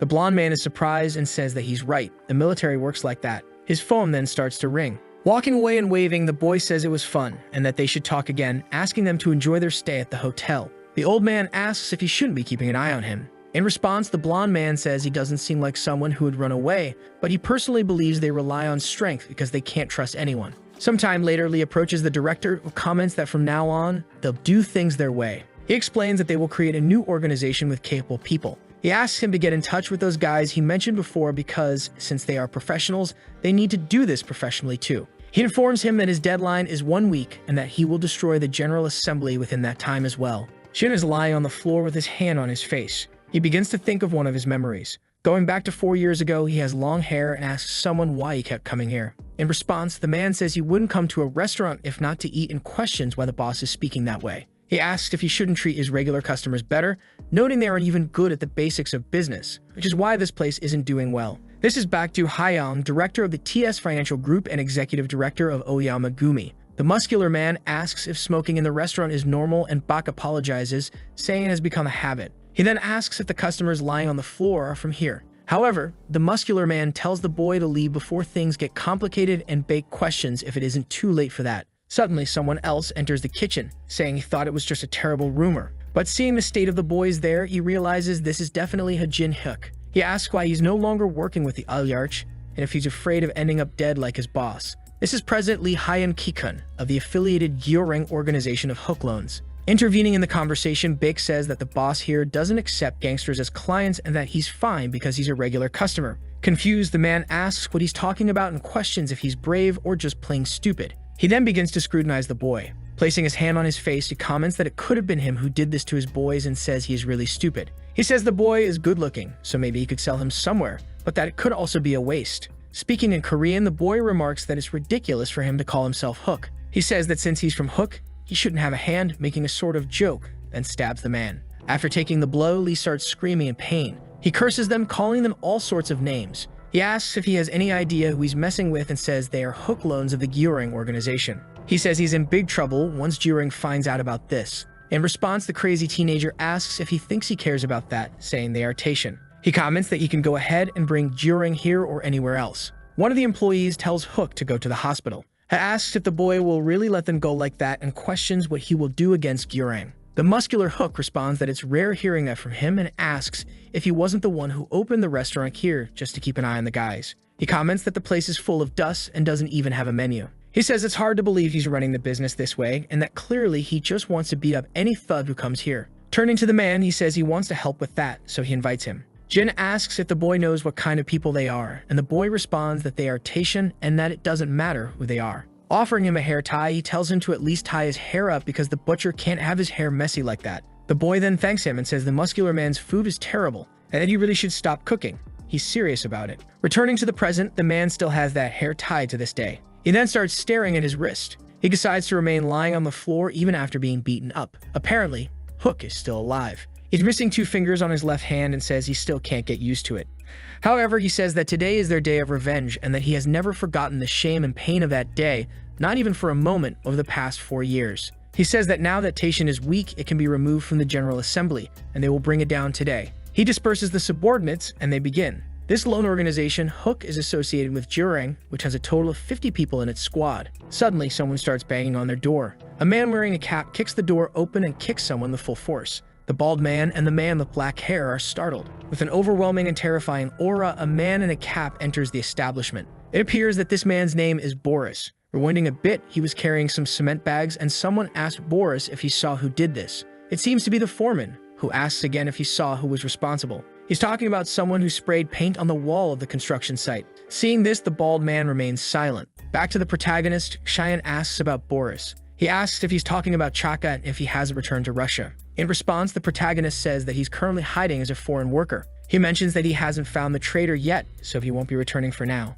This is Boris, a security inspector for the Russian Mafia, the hunting dog of the boss. His name is Chaka. The protagonist enters the warehouse to speak with Boris, who approaches him with a knife. He thinks about Chaka and questions if someone like him would really work with both sides. After all, even his nickname is intimidating. The boy then pulls out a USB drive. He explains that he came here to negotiate. Suspicious, the man begins to inspect the USB drive. Silently, he removes his helmet. That tattoo symbolizes a demon on his head, and that's why he's known as the demon wearing human skin. Back in the present, he is entering the hideout of the Hook Loan Company, and Cyan asks who the hell this pale guy is. He questions how he dares to interfere on such an important day and orders his soldiers to get rid of him. Quickly, the men charge at the bald man. However, he points a firearm at his head. Both are frightened by the presence of the weapon in the place. Without needing to shoot, Boris hits one of them on the head with the butt of the gun, immediately scaring his colleague.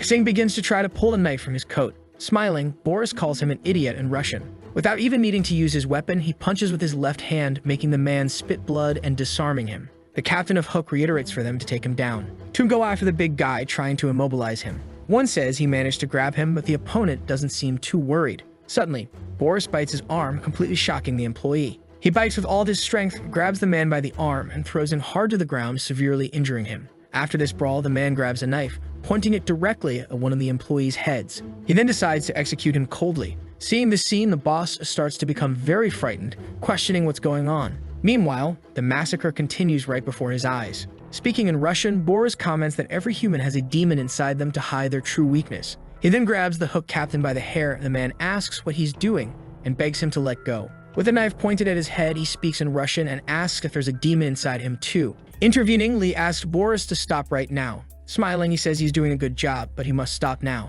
Completely defeated, the Hook captain asks who they are and who sent the two of them. He says they are from Gyoring. With the phone in hand, he says they know why they're here, because they are from Taishan. Calling the director, he informs him that the GC loan company of Gyoring is now theirs. The number of troops in the Hook Loan Company has dropped from 50 to just one person, with only the leader surviving. On his knees, the man can't believe it and questions if Taishan is now an international company. Beck says it was a good job and asks if it's Boris. He says the Russians are really not messing around and that their methods are extremely violent. He mentions to the team leader about the iron turret and says he's against it. He acknowledges his skills but asks if they can really trust him. In response, he says that his skills aren't to be underestimated and above all, he's a person who always works for money.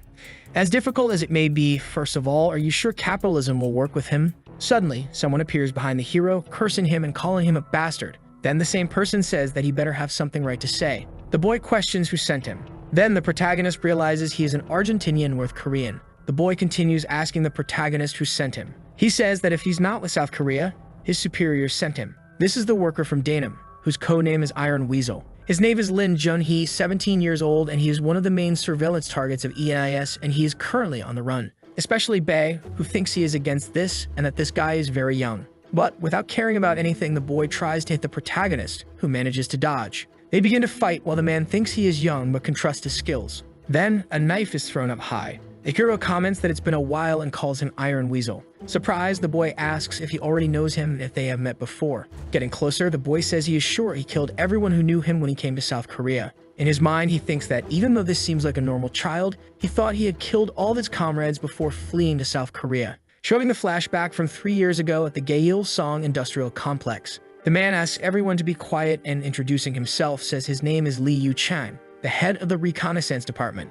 Then he asks his comrades if they know where they are. He says this is where the South and the North meet to make profits in the Gyeilsong Industrial Complex. He comments that they manufacture the products in North Korea and bring them to the South to sell them. He mentions that, in other words, they are doing dirty work for those capitalist pigs from the South. He asks if they can tolerate this kind of capitalism. This is the head of the special operations team that has been created, belonging to the reconnaissance department, Lee Yu-chang, with 4 years of long-term infiltration experience in the South. With his fist trembling, he comments that those pigs from the South are despising them, so be it. He says that the People's Korea will do this, so they must manufacture the products. However, they will not just be making products to fuel the flames of capitalism. This way, they will also be able to create true beasts. This is Operation Iron Weasel. Then he tells his comrades that this will be your mission. Operation Iron Weasel is an operation involving the use of a route near the south to deploy agents in the Gyeilsong Industrial Complex. Producing goods in the factory during the day and training to become agents at night, they will plan to enter the south along with the products they manufacture.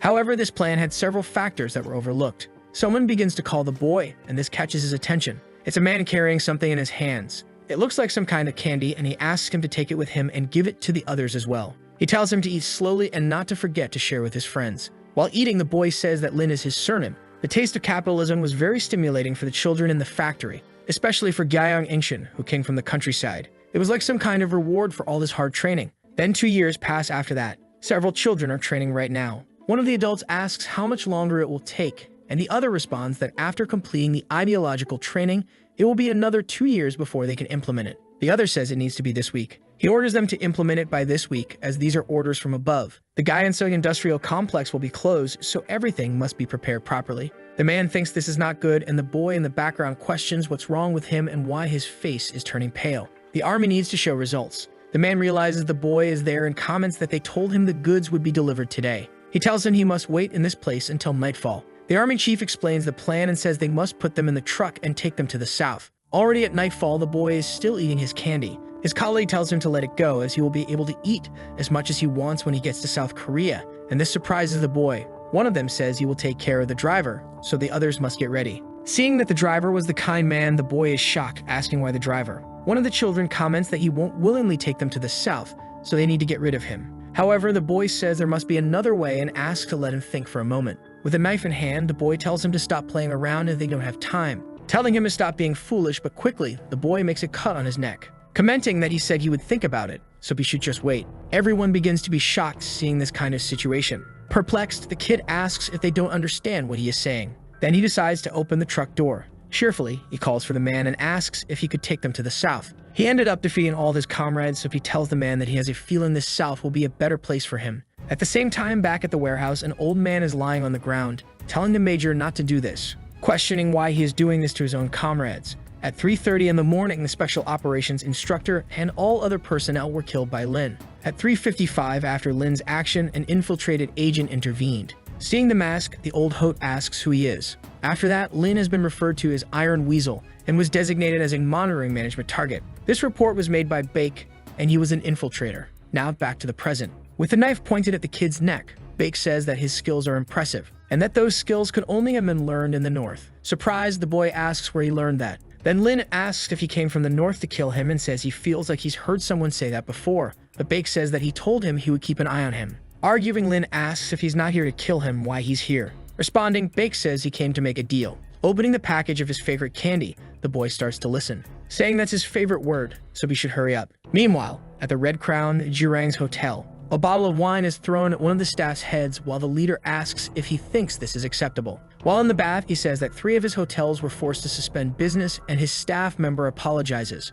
Turning around, he comments that the district office said they don't know what's going on, and in response, the boss starts to laugh. Very irritated, he comments that he should have gone and tried to find out for himself, questioning how he can simply yield to them like this. With his hair pulled, the man apologizes and says that they just told him it was ordered by a superior. Preparing to hit him, Hill tells him to find out who ordered it, and in the background, one of his other subordinates calls for the director, informing him that Hammond Hook Loans was eliminated by Taishan. Perplexed by the news, he asks if he's saying that this is their doing. Fixing his hair, he tells him to call his men and that they are going to Taishan right now. Someone hooded is sitting in the chair, saying that they aren't even trying to hide the fact that they are gangsters walking together like this. One of the men asks what he just said. Hill is also surprised to see who it is. Smiling, the boy apologizes, saying he might have gone overboard and that it's better to start with the left hand from now on. Suddenly, the fist approaches his face, leaving him speechless. Hill seemingly lands a punch straight on his face. He comments if he's getting rusty. He says that more people seem to be blocking his associates lately, and Jang appears, apologizing.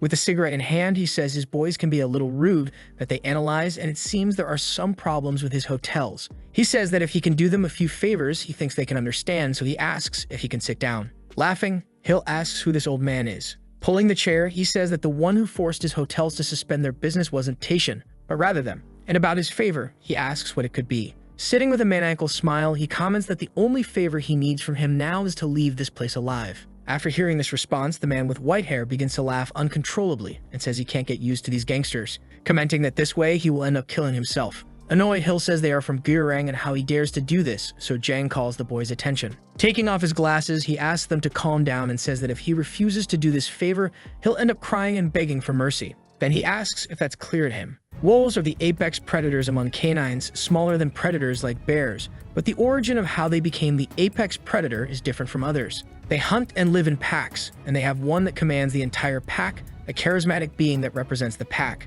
This wolf is the ruler and is called the Alpha. In a very similar manner, there is also a large group called Gurang, where the leader is Rivtai Riavi. Pointing his cigarette, he calls him a bastard and laughs about what he said regarding begging. Kirang asks what's up with the boy, saying that the river trades and the industrial hotel in Ryotsun seem to be keeping him very busy. However, either way, they're still just a gang. Pulling out a gun from his coat, he asks if it's right for a hunter with a gun to come to Gurang. Along with several men, he says that they are different from them, amateurs, and that they are indeed professionals. Irritated, Ryu asks what he's talking about and questions if he wants a war after all. Explaining with a cigarette in his mouth, he says that what he's saying is that instead of aggravating the situation, they prefer to negotiate, that's all. Looking at the clipboard, the man gets irritated, saying he doesn't want to negotiate and asks what this is. Then he stays silent and shows the proposal, asking if they are really making a proposal, which is too good to be true. Questioning why they would do something so good for him, since if anything goes wrong, it's them who will die and won't lose anything. How should they trust him? Adjusting his glasses, Chiang says that he had explained it's a business deal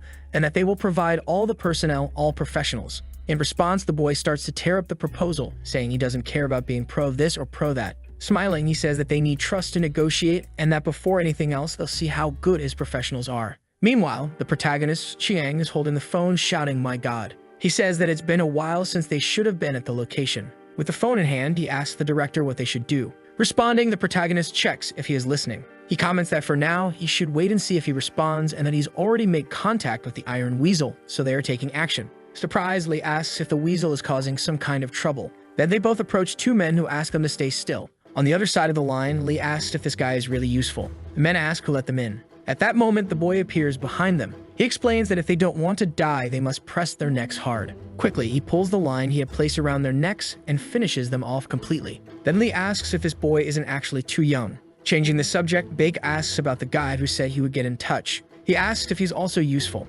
Then a blade approaches his face. Stuttering, the man calls him a bastard and tries to hit him, but Bake manages to dodge. After dodging the strike, he grabs the man by the wrist. Quickly, he manages to break it, leaving him on the ground. Stepping on his head, he begins to intimidate everyone in front of him. Responding on the other side of the line, Lai says he's enjoying everything here too, and that he'll be surprised when he sees him. He tells his boss that he wasn't moving to North Crow when he was dispatched to the army of ways in the Middle East. And that, aside from not being able to learn English there, he says he already expected that. Continuing the conversation, the blonde asks if he knows what's even funnier and comments that he just rides his motorcycle around. Then he asks if the boss is really listening. He mentions that among them, the guy with the deadline is a big shot, and that if you give money to this person, he'll do whatever you command. That's why he's called the messenger. While finishing off his opponent, the protagonist begins to pay attention to the conversation about the messenger. On the other side of the line, Lai comments that he'll do anything as long as he gets paid. In the middle of the battle, Lai comments that there are many of these guys and asks what they should do.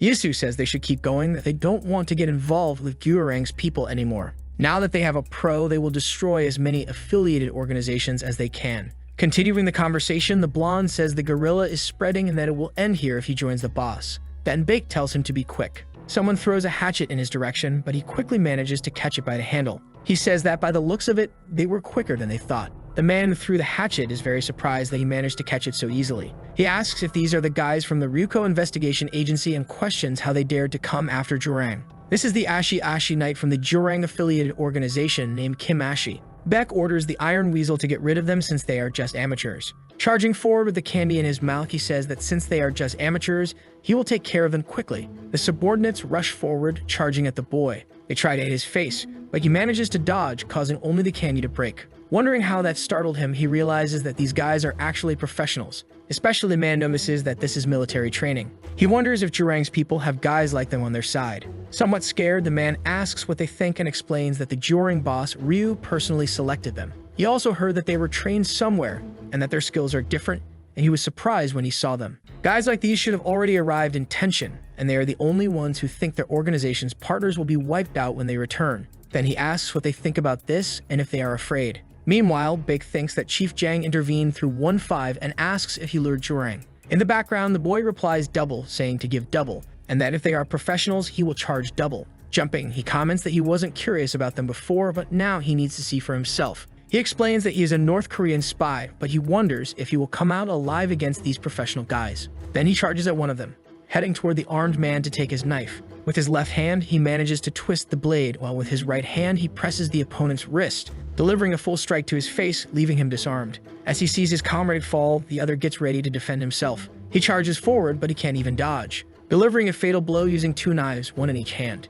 He comments that he cleared the path and asks if the boy wasn't in a hurry. He states that he will take care of the rest and then leaves, saying he will leave them to him. Seeing all this carnage, the man begins to feel very frightened. Meanwhile, the protagonist starts running, thinking that the chief of Enki is now affiliated with Jurang and questioning how this happened so quickly. With the shelf in hand, Hugh says that it looks like he's useful and that he will follow the orders of callers like them. Then Jang argues, asking if the boy knows why they are professionals. Pike mainly thinks that if they aren't paid, they won't work. That's why it doesn't matter who gives the orders as long as they pay. Suddenly, someone on a motorcycle with a crowbar approaches the hero, thinking that he's the pro among pros. Several men are outside a building, holding knives. Suddenly, a car arrives at the location. The one with white hair says he still doesn't understand why they have to get involved with gang business. He says he's sure he killed Bake and Sue. Then he asks why he's there and questions if he's still alive. Jang says he should have made sure he was really dead. Looking back, he says that if he had brought his body, at least none of this would be happening now. Hearing this, the boy is in complete shock. He comments that if it's true, he really should have brought it.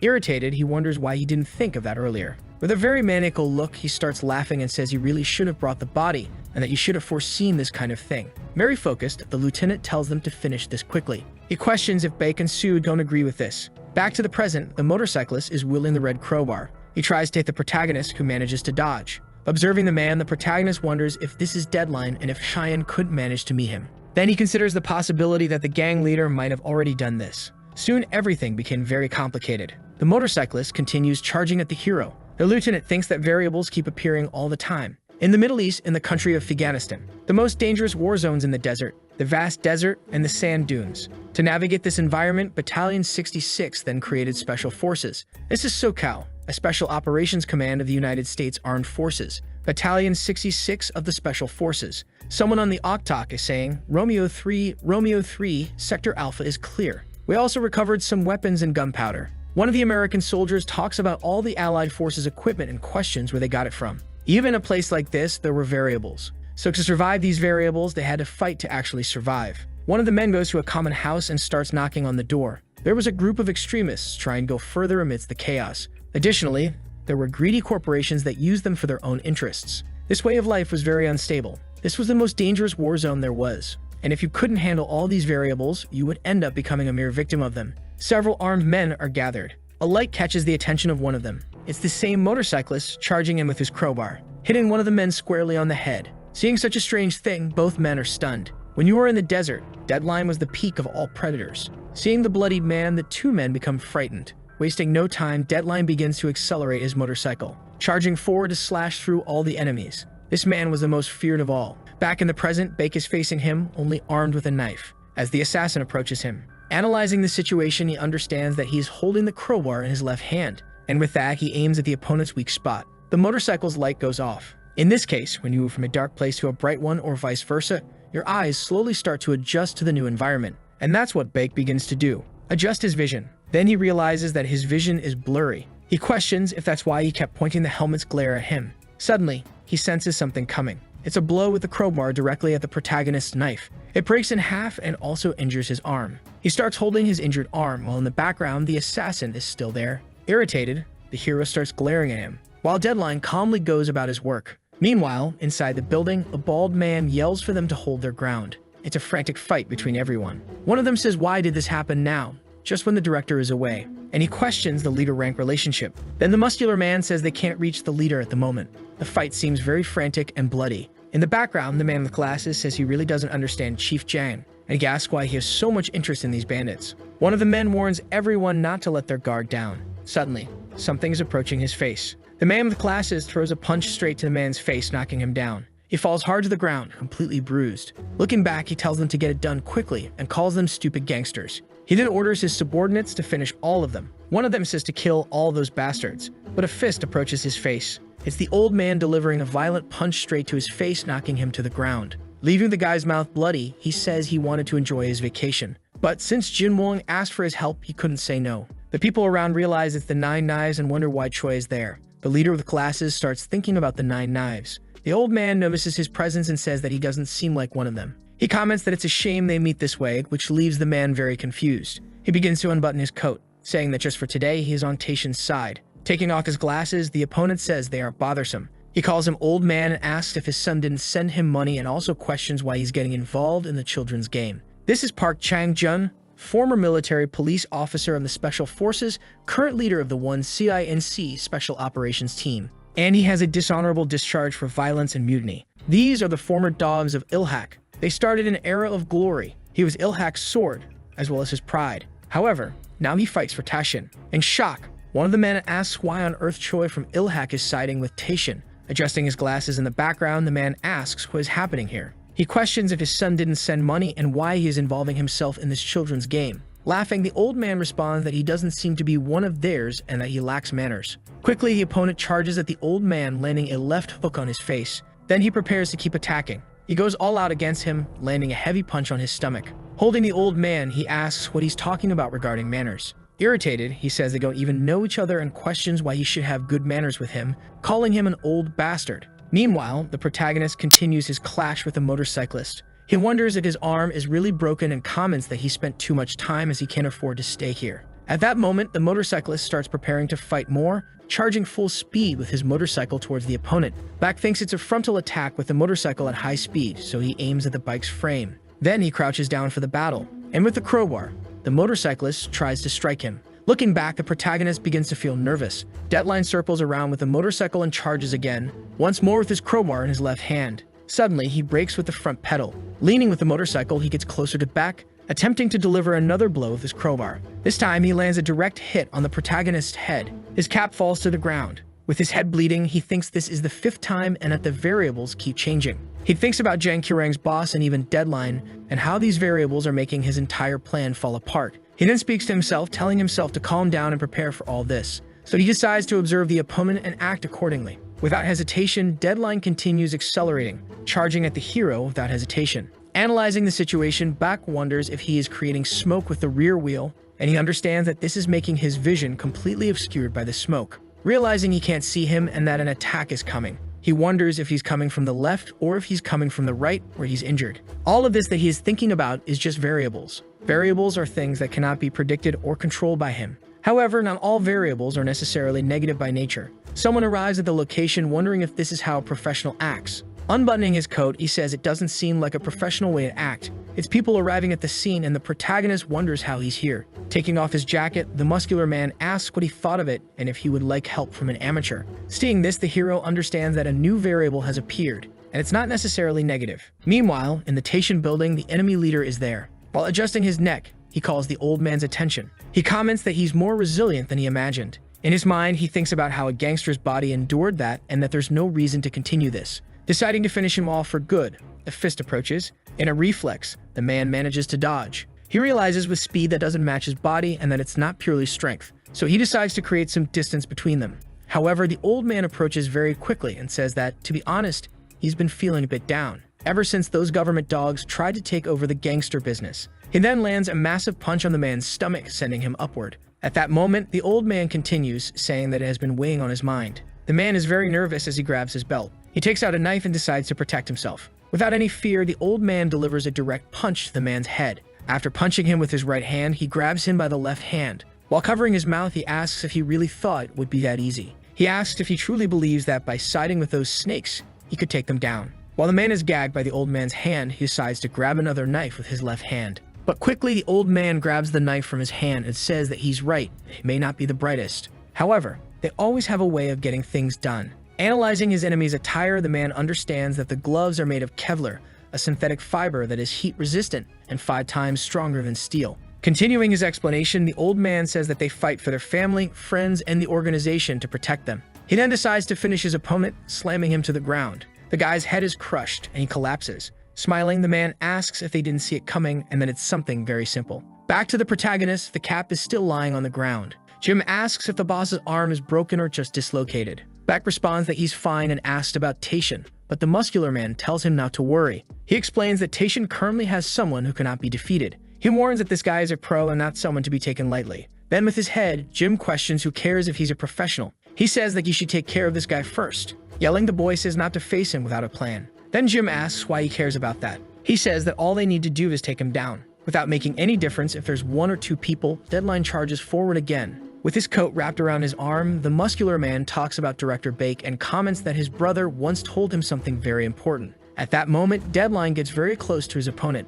Recalling what Bake said about caring, without any fear, Jim charges forward with all his might, landing a punch straight into Deadline's motorcycle. The impact throws him off the bike. He crashes hard to the ground. Then the muscular man asks what he thought of that, and he comments that even if they sometimes use his brother's methods to solve things, this time at least they have to become equal to his brother. Now in a flashback, Bake and Yisu are only 11 years old, and he's crying while someone calls out to him. He mentions that everything started that day. Someone approaches asking if he's crying again. This is Bak Do-young, who asks if he didn't warn him that if he cried again, he'd hit him. Crying and stuttering, the boy says that those 6-year seniors keep hitting him. They are twins, but unlike him, his brother was the strongest of them all. At that time, he began to hate having a brother as strong as him. Someone shouts that Bak Do-young got into another fight on campus, and they go there to see. Watching from the windows, he begins to observe the seniors fight. One comments that he's still bleeding from the last fight and that if he bleeds, he loses. Another says that if he's crying, crying also means losing. This is Bak Do-young, 15 years old in Korong Middle School, 2nd year, class 4. From the top of the window, one of the students points, asking if that's Bak Do-young's group, and one of them says it's them. But he wonders why it looks like they've taken a serious beating. In the middle of them all is Bak Do-young, only 15 years old. One of the people says he can't believe it either, asking if the 3 came again to get beaten up, and they even brought one more. The senior says that with what they're doing, it seems like he was a really bad guy. In shock, stuttering, one of the students says he's a senior and asks if he's some kind of professional fighter. The senior begins facing Bak, who's 15 years old, head on. I gave some advice to your friends, but I don't think they took it seriously, and now they're all more hurt. He asks if they finally understood the message. Getting closer, the boy says that he's already graduated and become a high school student. With a look full of hatred, he asks why he's messing with middle schoolers and questions if he's stupid or needs him to make him understand.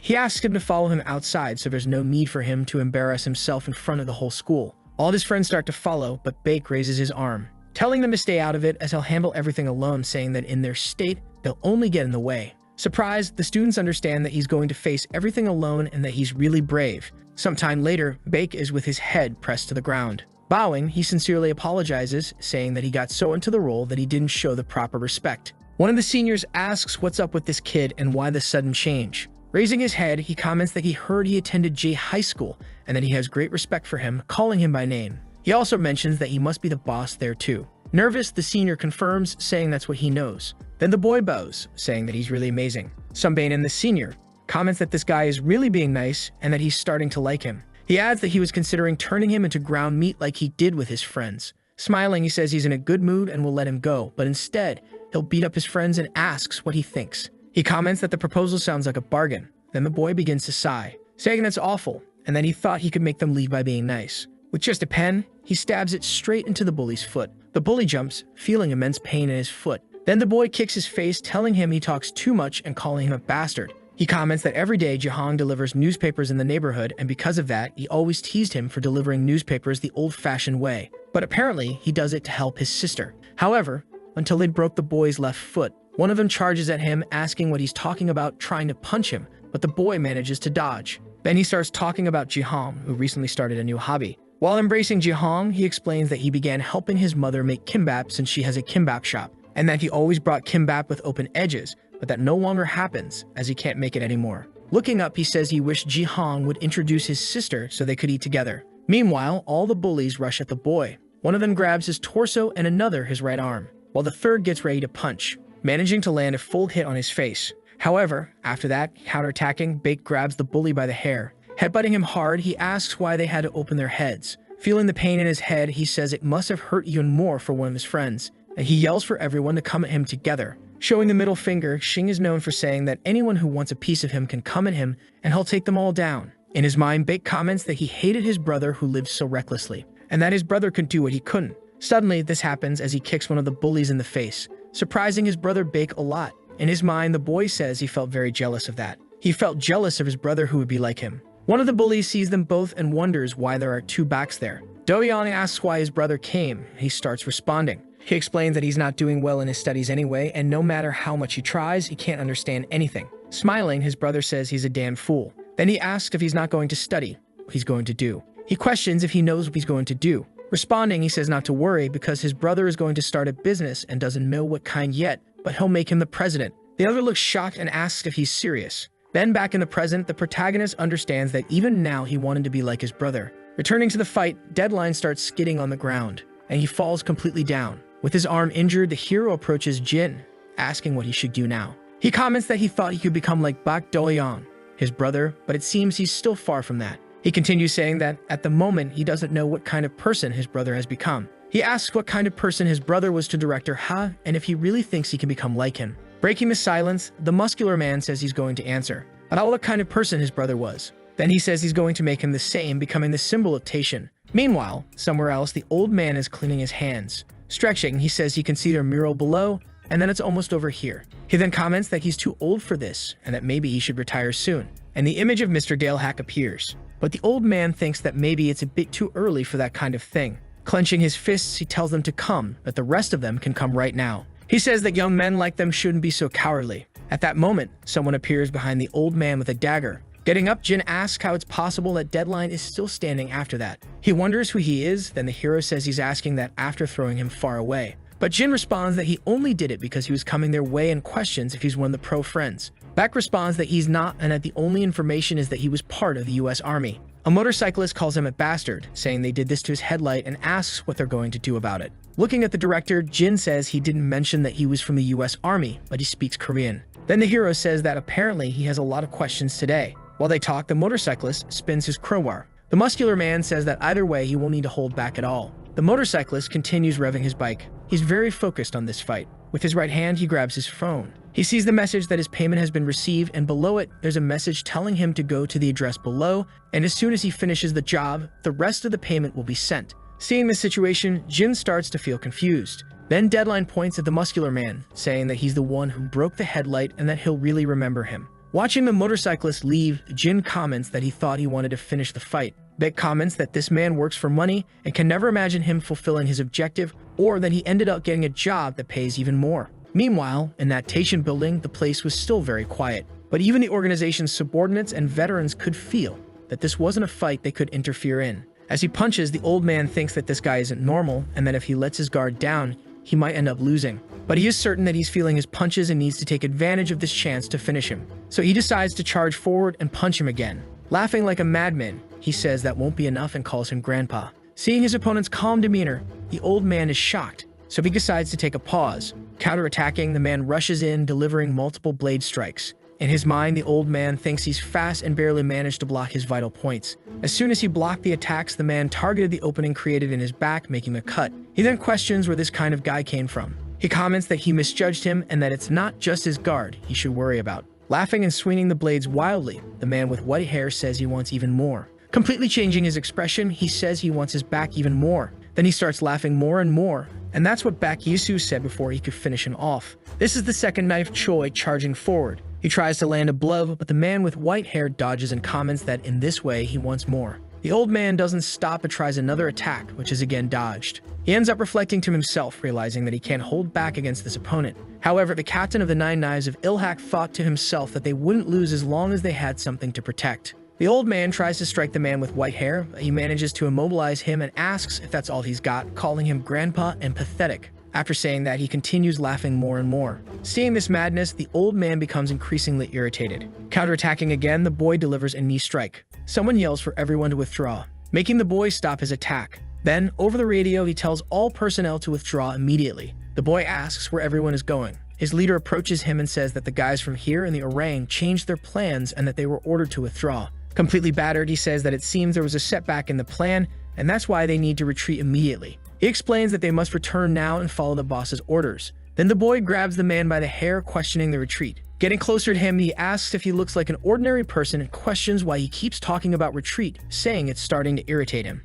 He comments that besides, why should they leave when the fun was just beginning? Speaking to the boss, he tries to argue and says it's nonsense, and that he's staying here to bring back Yisu's body. In response, the boss tells him to stop with the nonsense and regroup with them. Chan, who is actually the boss, says that their almighty president has a plan. Then Ryu says that was rude, considering he's right there. But he comments that he should look at the bigger picture and mentions that he also hates Taishan, but asks if he really thinks all the problems will end just by eliminating Taishan. With a sinister look, he says that in a situation like this, they need to handle it the gangster way. Elsewhere, Lin is eating his favorite candy. He wonders how he can use the tie and asks the blonde guy for help. The blonde responds, telling the ferret to come here now. While adjusting the tie, the boy asks who the ferret is, and the guy responds that it's a super cool and very strong animal. The kid replies that it's okay then, and that he'll call himself Ferret from now on. Looking to the side, the blonde guy tells Boris to put down the knife and that he doesn't know what to do with this bald guy anymore. Suddenly, someone enters the room. The old man and Jin look to the side. The protagonist, walking in with a girl, says that they're better than animals, better than he imagined. Walking with the girl, he says that now they really look like true gangsters. He comments that from now on, they need to discuss this like gangsters. Then he asks where he needs to start. Outside, the old man comments that after all the help he gave, they're sending him home. Jin explains that that's not what the director meant by go whenever you want. Then the man with the broken arm says it's a joke, and that he was already wishing to go back anyway since he's tired of the food here. Jin then says he wanted to ask and questions if he could stay in Taishan just a little longer. The old man brings his hand closer to his arm and says he knows why. However, seeing how Taishan is now, a thought crosses his mind. That it's not too late for all of them and that the island can rise again. So he says he must now return to his home in the capital island. There the bald man asks if they know who they're messing with. This is Dajiku, the fourth knife. After the massacre, he asks if they think the Nine Knives will fall that easily. One of his red-haired colleagues is on the ground. Observing the situation, he asks who sent these two. It's Deadline and that crazy guy with white hair. Ryu approaches, saying that he's aged a lot since the last time they saw each other. Looking down at him, he comments that it's been a long time and calls him a veteran. Recalling the building in the capital island, someone mentions the month's earnings. The CEO says it's much less than last month, and his subordinate comments that he's very embarrassed. Then Lee says it's not that, and that it's all his fault for being too careless. However, he adds that what's most important isn't that right now, and he asks if they're feeling okay. Laughing, the red-haired man with a broken leg says yes, and that it's nothing. The other comments that he feels much better, but he can't say the same for his colleague. The CEO says they did well despite being a boss who doesn't know how to fight. This is the ninth knife, Lee, who says he's going to check what's going on outside. Arriving there, he asks what all the commotion is and says he needs to be updated on the situation. One of the men comments that apparently the fool was downstairs, and another wonders if it doesn't sound like a motorcycle, but this is the 3rd floor. So they decide to look outside. Out of nowhere, a motorcyclist appears carrying a crowbar, and he's heading straight for the 3 of them. After that, he bursts into the meeting room on his motorcycle, catching the attention of the knives. He charges forward with his motorcycle and crowbar, striking one of them directly on the head. The 9 knives have never been caught off guard. Furthermore, all of them are veterans who have participated in numerous battles. Just like a veteran boxer, always ready for anything, using his skill and experience, they fight according to their enemy.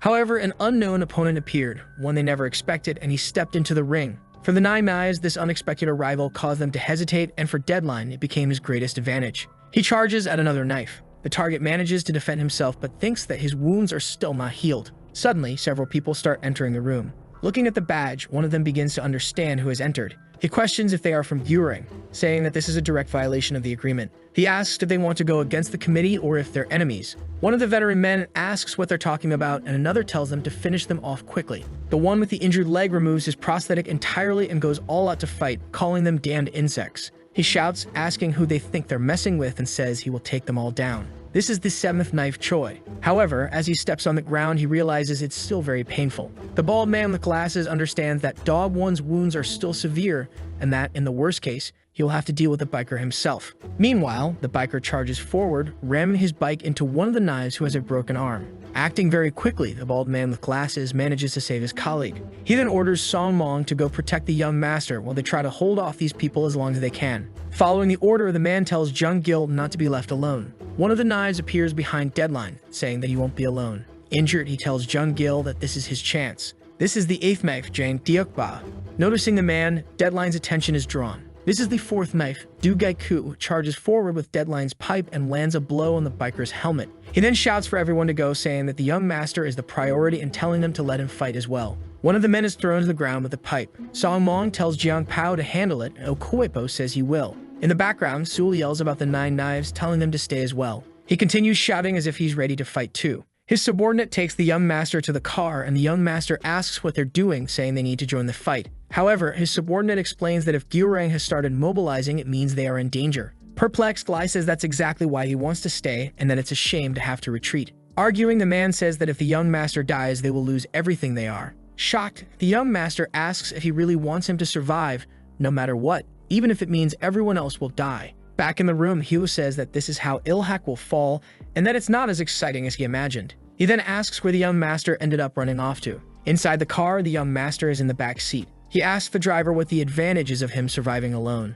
He comments that he tried his best to rebuild Ilhak from the ashes, but in the end, it was destroyed under his care. In the front seat, driving, one of his subordinates calls him young master, and he reacts negatively, telling him not to call him that. He grumbles about how long he's going to remain the young master, saying he's not the head of Ilhak. But his subordinates say that's not what they meant. Suddenly, Deadline appears in front of them, throwing a chain on the ground. It's a set of iron spikes designed to puncture the car tires. Realizing what it is, the driver tries to swerve quickly. However, the road is wet, making it very difficult. He ends up injuring himself a bit in the process. He asks what that was, and the driver says that's as far as he can go with him. He then begins to open his door. Facing his master, he says that as for the place he needs to go, he believes the young master already knows where it is. This is Lee Sung-mong, the 6th knife of Ilhak capital, who stands silently watching his master. He then comments that there's something the young master must know. He is their leader, President Sung Min, and their group, the 9 knives, is the sword of Ilhak, just like his sword, young master. Sung Min runs through the rain and collapses to the ground in front of everyone. No matter how miserable he looks, in the end he represents Ilhak. The man continues to say that if it's for his sake, there's nothing they wouldn't do. In the rain, Sung Min appears in front of the corporation. He then catches the attention of the old man and the protagonist Jin. He is completely battered, calling out for Bake. The gray-haired man is shocked and calls out to his young master. The hero then asks where he came from and says that his current state leaves him stunned. He only understands that he needs to seek help from Taishan. Then the CEO of Ilhak Capital begins to plead. He realizes that he needs to do this to save Ilhak. Staggering, he says he must save it and pleads for kindness. He thinks he needs to be as pitiful as necessary. The hero approaches to stop him from falling. He asks if he slipped and tells him to be careful. He then invites him inside, saying he's soaking wet. Seeing this gesture of kindness, the boy is surprised. Stuttering, he says he's fine and begins to explain about the 9 knives and Buring. But the hero asks him to explain slowly and questions why he is in such a rush. He comments that there's something more important at the moment, and that they were discussing something interesting, but they couldn't decide. He informs him that they're going to decide the committee, but they haven't decided where to start. He then asks where they should begin with this plan, or if they should just go straight to attack Gurung. Meanwhile, somewhere else, inside some kind of hospital room, the girl is looking at someone lying on the stretcher. By the tattoo, it appears to be the protagonist's older brother. In another place, on a very busy day, someone comments that they've already said not to smoke in the area. This old man smoking is the president of a hockey group. Lee Sung-gar on the target is from Seoul. The old man comments about smoking, saying that there's no one smoking. He then asks if someone else is smoking there. The young man says he doesn't believe it. He says he's sure he told him he'd bury him if he caught him smoking again. One of the men appears behind him, stammering, saying he shouldn't say such things. This is actually Lee Sung-min at 8 years old, the heir of the place. The grandfather begins to explain that he won't smoke anymore. He then asks his grandson to lower the sword. He asks who taught his little Sung-min to talk like that, and the grandson responds that it was Uncle Siu and Ho. He says that if he talks like that, no one will mess with him. Then the old man asks if it was really his uncle who taught him that. Smiling, the grandson comments that his grandpa is really good at fighting, and the old man says that he's not that great at fighting. Lee starts pulling his grandfather, saying that he's the strongest in Seoul, and he asks how he couldn't be good at fighting. Responding, the old man says he's telling the truth, that he can't fight. However, he bets that his grandson is good at it. Excited, the boy asks if his grandpa isn't the best. Then who is? Could it be his uncle? Standing up, the old man says no. He says grandpa is the best, and that you should know that being the best doesn't mean being good at fighting, but rather having a strong spirit, because it should never bow down to others. Hearing this, the boy remains silent. He comments that he's so old-fashioned, so grandpa must be weak, and the old man starts laughing a lot. Grandpa then asks Xiang Yu what he didn't teach Xiang Min. The man responds that it's Xiang Min's fault. The center of the island in Seoul was founded by President Lee Sung-gak. The island here and his grandfather were like dreams to Lee. Yes, they were indeed dreams. The old man arrives, calling the young master, asking if he's okay. He only thinks that it's just like dreams, and that they shatter sooner or later. Crying, Lee comments that the island here has indeed fallen. Then everyone gathers and the protagonist starts speaking. He asks how he's feeling. Smiling, the old man says that thanks to the director, he's feeling much better. And the hero says that's great. He mentions that they are in their debt, so he can feel free to rest as much as he wants. Laughing, the old man says there's no debt and that they were just helping each other. Then Baek begins to understand this concept of helping each other, and he says he was wondering something, if the island here can help them. Then the old man responds yes, and that if it's for Taishan, they'll do anything. Grabbing the kettle, he catches Mr. Choi's attention, and he says he was asking the head of the island here. He questions if he suddenly became the boss. This response leaves the old man silent. Then Lee says he should wait outside. He then asks to speak with President Bai privately.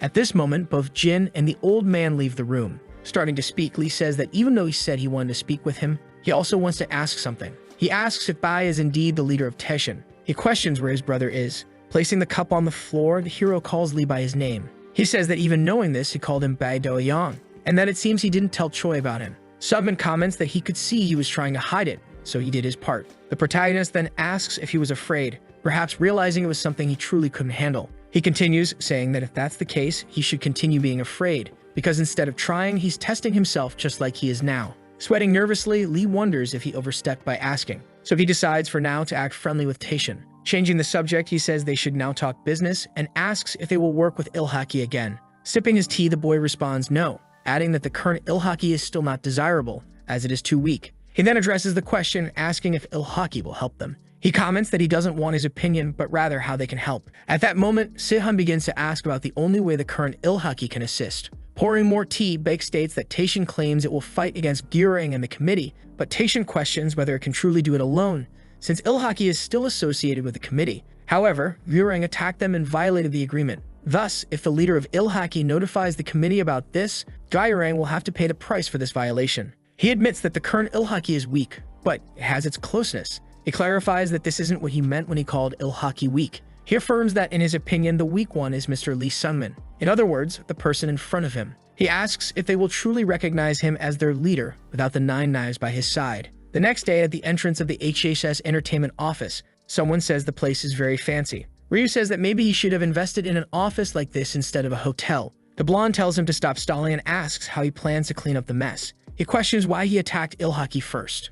In response, Ryu says he attacked them first because he wanted to. Hen comments that he's always been a problem since he was young, and that it was foolish to think he had improved. He says he can't stand by his side this time because his antics have gone too far. But Ryu explains that it's all part of his plan and that he should just wait for the next committee meeting. The blonde then says he hopes this isn't just to provoke Lee. At that moment, the man starts laughing uncontrollably and asks if he's the least wise about the location of the next meeting. He reveals that it's a very special place for the young master. The location of the next meeting will be at Sungmin's grandfather's house. Standing in front of his grandfather's house, furious, Sungmin questions if Ryu had to go that far. A bald man says that this isn't a place where people can come and go freely. Another asks if he knows who he thinks he is. Another comments that he might seem a bit familiar, or perhaps it's his imagination. One of the bald men continues laughing. Recalling the night before when the protagonist was talking to Ryu Sungmin, he mentioned the 9 knives being by his side and how he's a young master of a declining group, stating that he shouldn't walk a path created by the 9 knives. Back in the present, one of the people asks if he isn't the young master of Ilhaki. Another says that our dear young master has come to conduct important business. Looking at the situation, Lee thinks he must show that he's worthy of being the leader of Ilhaki. One of the men throws a cigarette directly onto his suit, staining it. And the boy alone thinks that just as the 9 knives did their best to prove he's worthy, he must do the same. Another person apologizes. Staring at him is Jangman Sul-ki from the Gairang group, the associate supervising director. He mentions that there's a committee meeting happening right now. Only the 4 leaders of the largest groups are allowed to participate. Irritated, the boy tells him to move aside. Preparing for a strike, he repeats that he needs to get out of the way now, calling him a damn fat pig. Seeing the situation, one of the people asks what's going on. Another questions why he came through the front entrance. Lee easily defeated the security guards. As he enters, he suddenly sees someone holding a bat and calling him a bastard. Charging forward, he lands a headbutt with all his strength. He then remembers his grandfather's words about how it's okay not to be able to fight, but that regardless, he needs to have a strong spirit, because he should never bow his head to others in front of his family. After taking the hit, he tries to recover instantly. Counterattacking, he grabs the man by the neck and begins to choke him with enough force to make his body tremble. Quickly, he breaks the man's neck, and the person behind him, holding a knife, asks what kind of lunatic he is. Behind him, the blonde is pushing a shopping cart. He comments that things have already gone too far. Then he lands a knife strike directly on the man's head. Removing his cap, he says that background characters like him should know when to stay out of this situation, because this meeting is only for the bosses. After entering the meeting room, Ryu asks if they should start the meeting, believing there must be a lot to discuss. Arms crossed, the girl questions if they aren't going to start only when Ilhak arrives, and that he should be smarter considering the sole reason for this meeting. Smiling, the man says Ilhak isn't coming this time. He wonders who won't be able to attend the next meeting. The woman asks if Gyurang should really be acting like this, and suddenly, he appears in the background. Everyone quickly looks at him. Injured, he begins to call out for Ryu Tahijun. He comments that apparently no one told him that smoking is not allowed in this place, calling him a bastard. Approaching him, he takes the cigarette and says he'll tell the owner of this building from years ago that if he smokes here, he'll bury him. And he calls him a nobody. In the glory days, the alpha of Seoul, Lee Seol-gang, was the president of the Ilhak group. During the dark times, Ilhak ruled everything and Lee was the king. Lee dreamed of meddling in politics but ultimately failed in this objective. As a result, Ilhak began to crumble and everyone started fighting for control over the organization's businesses. With all this happening, a full-scale war between the 9 knives of Ilhak and Seoul's organization began. Thus, the dark side of Seoul became a bloodbath. However, at a certain point, this war came to an end. President Lee, who could no longer watch everything worsen day after day without doing anything, made a choice that ended the war. The business rights were divided into 4, like a pair of hands and feet. He then acknowledged the leaders of the organizations that gained those rights as bosses. Removing the woman's glasses, he explains that this is how the Committee of the Big Four of Seoul was born. He explains that even so, Ryu ignored President Lee's wishes, disregarded the committee, and attacked Ilhak. Even if he says Ilhak isn't coming this time, this isn't something they can let slide. He comments that if he fails to present something plausible, Huorang will become an enemy of the committee. Taking a cigarette out of the box, Ryu says she acts as if she's the lady of the committee. He then comments that if she keeps talking like that, she might not make it to the next meeting either. Irritated, she asks how Gyurang can act like this. At that moment, Lee enters the meeting room, catching Ryu's attention. He comments that apparently no one told him anything. Taking the cigarette from his mouth, he says the same thing he told the owner of this building. He warns that if he smokes here, he'll bury him 6 feet under, calling him a nobody. After that, he takes a seat. He asks the man if he thinks this is his mother's house or something, and that on top of it all, he's infested the place with strays. Laughing, the man says that finally he's become a man, the young master Sungmin. Irritated, he says that he's finally acting like a man and asks if he made it so his days were numbered, if that's what changed him. Smiling, the boy thanks and says that he woke up after hitting his head really hard. The woman comments that since Ilhak is here, why doesn't he explain what happened? Then the boy says he will do it himself. Pointing to his face, he says that Ilhak was attacked by Gyurang, and that just a moment ago, outside, he was attacked by stray dogs again. He comments that the organization broke the rule that prohibits fights between committee members. Despite all this, the blonde remains silent. Continuing, the boy also says that they took Ilhak's properties and assets, and that this is a clear breach of the agreement. He states that, as the head of Ilhak, he demands that Joring be expelled from the committee and that their business rights be completely suspended. Then he asks Ryu if he has any objection to this. Smiling, he says he has no objection, that he is right, that he did all of that indeed. Most importantly, the man knew the young master would react this way. Showing a photo, he says that the same person mixed up the order of events and asks if it wasn't Ilhak who broke the committee rules first. He comments that he seems very close to Taishan and even gave them a gift. He questions if that's how he got Taishan to attack them. Seeing all this, the boy thinks that the files he gave Taishan are actually from OneSync and have nothing to do with Joring.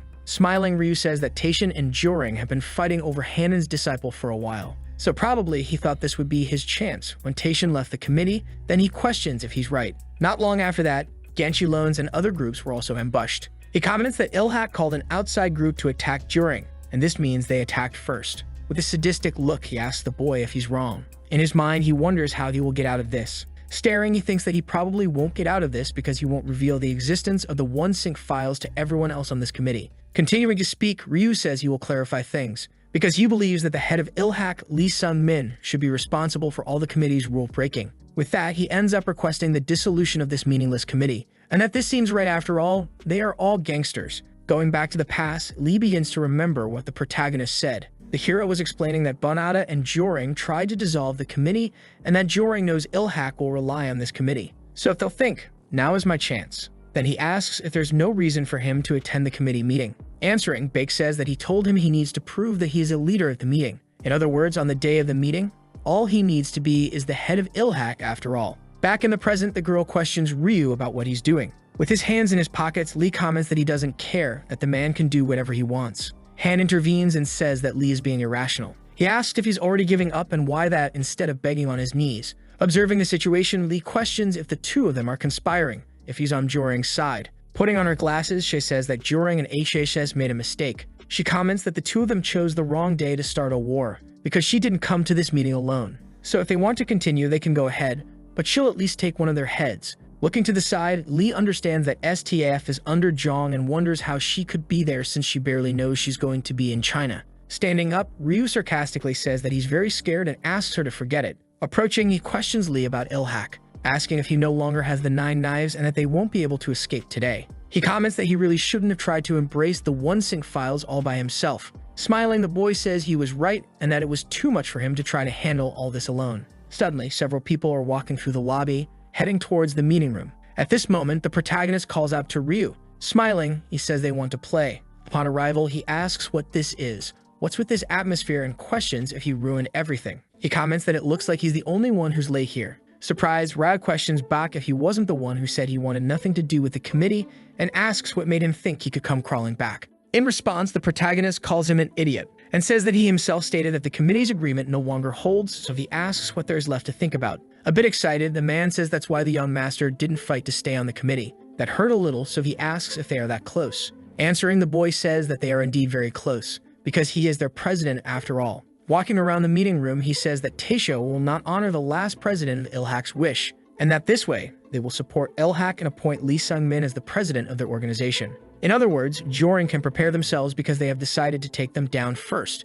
And upon hearing this, Ryu begins to get irritated. At this, Bake asks both of them at the table to listen. He explains that they will have to make a choice, whether they will decide to honor Lee Sung-gak's wishes, or if they will go back to being delinquents pretending to be gangsters. Because staring, he says he can tell just by looking at their faces. Then Cha asks her subordinate not to attack. Leaving the meeting room and smiling, the protagonist suggests they leave now, calling Lee Sung-min president. Thus, Lee Sung-min becomes the president of Ilhak Capital, an organization affiliated with the Taishan Group. As they leave, the hero asks if he's okay. Then Lee responds, asking if he looks okay and that the flame could have always come sooner. But Bake comments that a grand entrance with certainty is incredible, and doesn't he think so? At the beginning of the staircase, a man appears saying that it seems he arrived late. He then comments that it's his first time here, so he got lost. Turning around, the protagonist realizes who it is and is very surprised, feeling shocked. It's Jang, who adjusts his glasses and comments that it's been a while. Happily, he says that they finally meet, and this is Bak Doyeon. With a completely indescribable expression, the protagonist calls Mr. Jang by his name.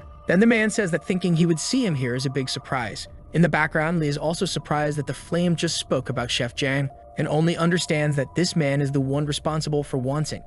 Additionally, he is also responsible for everything that has happened so far. At this moment, he starts shouting Bak's name, who is already filled with rage, holding a knife. Staring at the man, he thinks that the distance between them is just over 2 meters, so killing him would take less than a few seconds, just as he did with his team in the past for the sake of his own personal and selfish goals. So he would hesitate to kill him right here, as that's how he taught them. At this moment, the protagonist moves toward the man, staring at him with a completely empty expression, and he only thinks that this cannot be called excitement. Then he starts to take his cigarette out of the pack, asking for a lighter, and the man says he has one. He leans forward to help him. Both of them are very close on the staircase. Jang comments that from what he heard, things got pretty noisy after the funeral. With the knife in hand, Bake responds that it was the same. Then he also asks if the problem was resolved. At this, Bake says he believes he knows who is responsible, but he cannot confirm yet. Staring at him, he says that seeing the whole path to him, he is certainly sure of who it was. With a terrifying expression, Jang asks what he plans to do with that information. The protagonist comments that if it were up to him,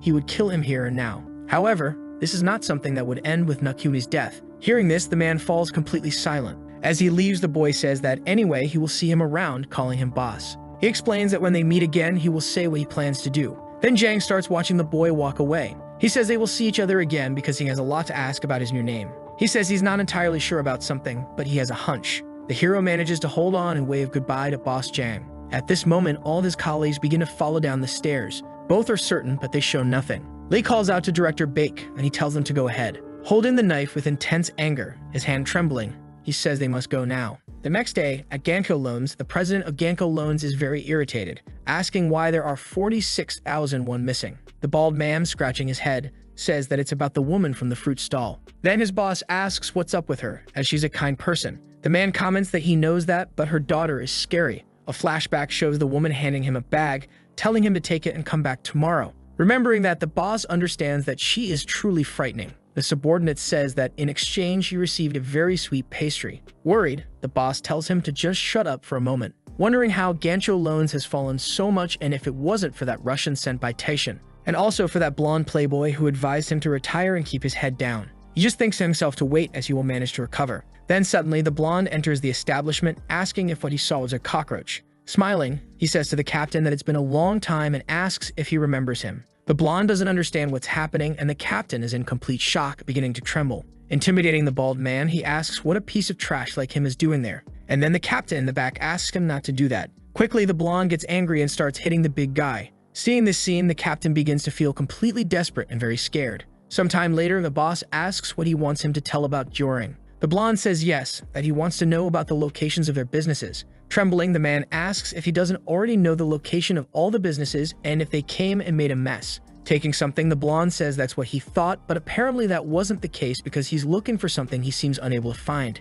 Curious, the captain asks what he's looking for. Changing his expression, the blonde replies that he's looking for some people who are searching for a place that hides 5 people. Rationally, the captain thinks if that rumor could be true, and that he heard Joring finished off Ilhak and kidnapped the 9 knives. Additionally, he also heard that the committee was dissolved. While the man realizes that this was probably true, then he questions him about it, asking if he knows or not. The man responds that he just got a little distracted. He says that for now, 2 places have come to his mind. Showing a map, he says that what he knows about Joring is about the business locations and their security. Because of his position in Joring, he's been going around making bribes in various regions. Surprised, the boy asks if it was him who was the street thug. But the man explains that it was more than just a street thug. Either way, he will tell him everything he knows with just one condition. Striking a pose, he asks to be taken to Taishan too. Suspicious, the blonde asks if he didn't want to be part of Joring. Then the man responds that it's already time to change careers. In his mind, he understands that Taishan might really win and that, if everything goes well, he'll profit from it. With that condition, the blonde ends up accepting.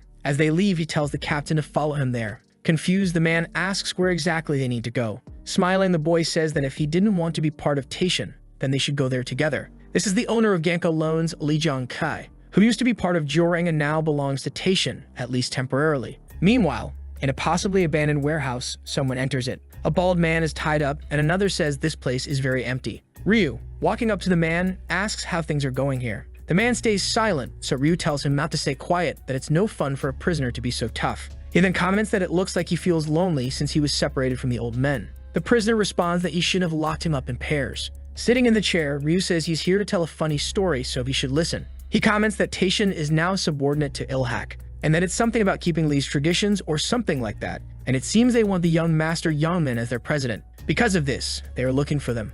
Upon hearing this, the bald man begins to smile. Then Ryu congratulates them, saying that the young master became the president, meaning they raise him well. After hearing this, Lee asks if Jurang is going to fight against the combined forces of Taishin and Ilhak, and if he came all this way just to cry in fear, which isn't like him. Laughing a lot, Ryu asks what he's talking about, affirming that they are Jurang, and asks what an injured member of the Nine Knives and Taishin can do against them. Walking towards the man, he says that they might have Han Chin from Taishin or Choi from Ilhak, and that they might even work together. However, on their side, they have professionals. The man questions the professionals and tells him not to make him laugh, saying that those professionals won't do any good, because Taishin has Bakdu Hayan. Speaking of him, he's holding a knife, saying to ask something. If it's from the man, he asks who taught him to use a knife like that. After standing up, he realizes it's a mess, and he seems to have gone too far. He's holding the knife in his left hand. Adjusting his tie, he tells them to start again. The operation to rescue the Nine Knives has finally begun. Meanwhile, at the Taishin building, Jin welcomes the secretary and says he can take care of her luggage. He also mentions that the boss is waiting for her in the meeting room.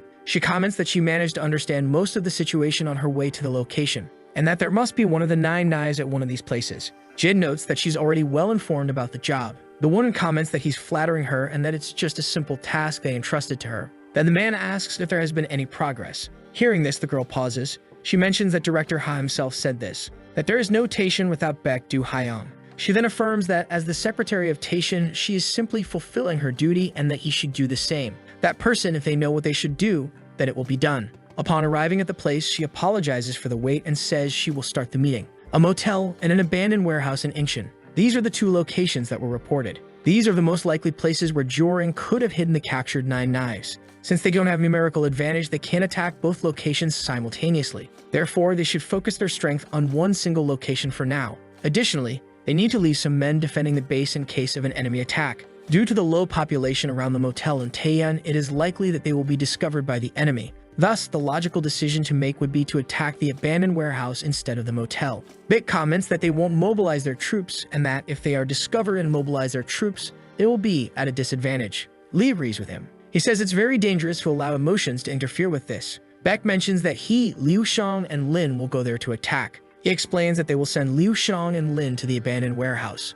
Since they are good infiltration, they will be able to investigate the area without alerting Joring. Now regarding the other place, the motel. Sometime later at the motel, the protagonist is there reserving a room and says that he is looking for someone. The man responds that he can see he has his reasons, but he can't give information about other guests, especially someone unknown. The boy asks for just a quick look, pulling something out of his pocket, and the attendant says he heard him. The man thought money would come out, but suddenly he gets stabbed in the hand. Then the protagonist asks if he can speak now. Looking down at him, he says to let him ask a question. He asks if the Nine Knives are in this location. So on this mission, the protagonist decided to take care of the motel by himself. Pulling the knife out of the attendant's hand, he says to forget it, that there's no need to say anything else. In front of several people, he says he will ask them. Then, a while later, he managed to defeat them all with extreme ease. He thinks they are Zhang's people and that it seems he hit the mark with C and came to the right place. However, even though he hasn't recovered from the previous blow, he asks if he really needed to come along. The old man comments that this is a job to rescue his companions and of course, he should come along. Smiling, the boy just asks him not to overdo it. The old man mainly thinks that they don't know who this Bak is. The hero says he doesn't want the president to be mad at him if the old man gets hurt. Sometime later, both start climbing the stairs. Bringing up the topic, the old man asks if he can ask something. The boy asks what he wants to know so suddenly and says he must be bored. Then Choi questions why Taishin appointed the young master as their president. Answering, Baek says it's obvious that it was to preserve Ilhak's traditions. At this, Choi says he didn't ask just to hear that pretentious answer. He explains that the government has started interfering in their business. Before this committee was disbanded and a war is about to happen. All of this that he mentioned happened in just 3 months. After hearing all of this, the hero asks what it has to do with what he wants to know. Then the old man calls the boy by his name and says that he believes he is somehow involved in these events. He then says he wants to know the real reason why Taishin is using them. The boy asks if he really wants to know that. The old man responds that he does and asks if they will agree to fight together. At that moment, several men come down the stairs saying they are down there. Pointing a knife, he tells him to stay still, calling him a bastard, and the protagonist says that they are very noisy and that the adults are talking. He comments that if they have something to say, they should come down here and say it then. At that moment, he grabs his enemy's ankle, throwing him hard on the stairs. At this point, he calls the old man while another attacks him with a knife. Dodging the attack, the boy comments that they will have this conversation later. Then he throws the man directly to the old man to punch him. Koda lands a punch with full force, knocking the man to the ground. They are attacking one by one as they climb the stairs. Analyzing the situation, Troy thinks about an attack from above before and that normally an opponent attacking from a higher position has the advantage. Several people go after the two. Meanwhile, the old man thinks that this time their attacks are easier to read. Then the hero ends up attacking them all with extreme ease, cutting them down one by one with just his knife in his left hand. Observing the fight, the old man understands that a staircase like this can lose balance very easily. Looking at the old man, Bake comments that it seems they make a good team. One of the enemies tries to attack, but Bake manages to duck and prepares for a counterattack, landing a precise blow on the man who falls down the stairs, hitting his head hard on the ground. At this moment, the boy starts spinning the knife, and with a terrifying look, he prepares to finish off the opponent in front of him. Above everyone, he grabs their attention, asking if this is all, and comments that he's disappointed because he heard there were professionals in gearing, but all of them are being defeated by two gangsters. He comments that they are making it seem like he is, in fact, the professional in the situation. At the same time, at the abandoned warehouse, Jung Sang, the boy, asks if they have to check the entire area with just the three of them. Captain Gangcho says he didn't know he would have to come along and that he couldn't even say anything. Laughing, he says it's nothing and that they should keep moving, and Lim asks who this old man is. At this point, the captain says he mentioned there could be two locations, but he believes they are hiding here. Then the blonde says he should have said that from the beginning, explaining to the man that this is the place where Guering keeps their prisoners, and that the proposal only assumes it's here because he saw some new faces going to the hotel. This catches the blonde's attention regarding the mention of new faces, and the other responds that they weren't gangsters like him.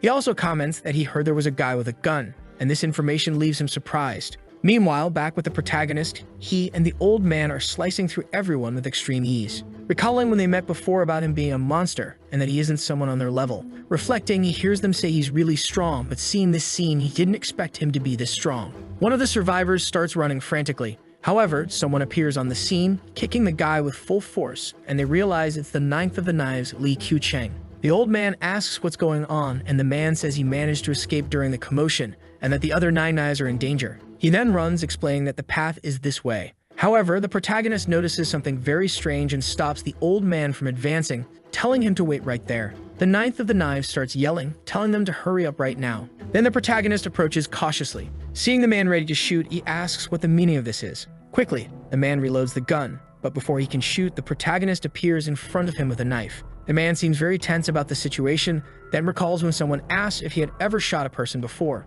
He responds, saying he fired a few times in the army. Then Bak gives up on finishing him. Smiling, he asks if he shouldn't kill him right now. Back at the abandoned warehouse in Yongsan, one of the 9 blades is tied to a chair. It's the 6th blade, Li Sungmong, who asks if it's already mealtime. He comments that he thought he would die of hunger. Li enters and says there is no food and apologizes for that. The man is extremely confused about who he is. He approaches the place and breaks half of his cookie. He asks if that's enough for him. He comments that the bigger half is his. Perplexed, the man asks how the kid got in there and what happened to the guards. Moreover, he questions where he came from. The boy begins to answer that he came from the people's corpse, but stops there. He explains that he is from Taishan, which leaves the man completely bewildered. He questions if it was Taishan that moved and if it was the young master. He also asks if the others are okay. Li, while untying the man, asks him to stop moving so much. He says they are sending people to rescue his friends, so he should calm down. Outside, everyone is already defeated by the child. The blonde comments that he must be around here. Looking at the warehouse, he finds another of the 9 blades tied up. He asks if he waited long and if he's okay.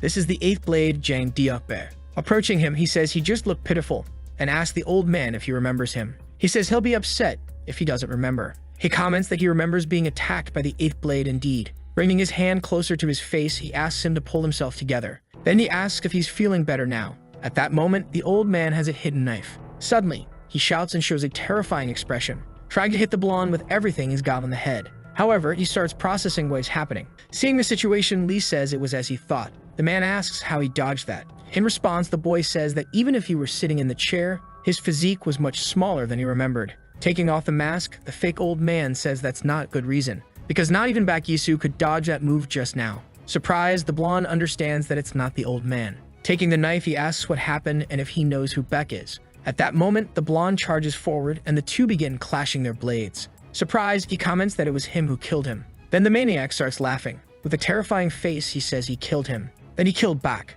At the same time, someone approaches the abandoned warehouse. It's that hook captain, who says it's his moment to prove his worth. The moment in which he shows what he came for. After being discarded by the Jorang, the man comments that this is Jorang's property. If he's not one of ours, he should kindly leave. The man then tells him to lose his way right now. Getting ready to attack, he says his name is Lee from Hook Loans. Understanding the situation, the guard also prepares to attack. To avoid being beaten, he shows his badge and says he's also from Gyoring. After entering, he opens one of the warehouses and stammering asks if anyone is there. Looking around, the man tied up is called Dokuyan. This is the fourth blade. The old man introduces himself, saying he's the Hook from Hook Loans and that Taishin asked him to get the man out of there. Meanwhile, the battle continues between the maniac and the blonde. The white-haired one with his razor asks where he came from and how he knows Bak. He comments that he doesn't look like an old-school gangster, saying that in fact he seems to be a professional. The man begins to wonder who he could be. However, the blonde tells him to be careful with his tongue. Quickly, he tries to land a knife strike, but the man manages to dodge.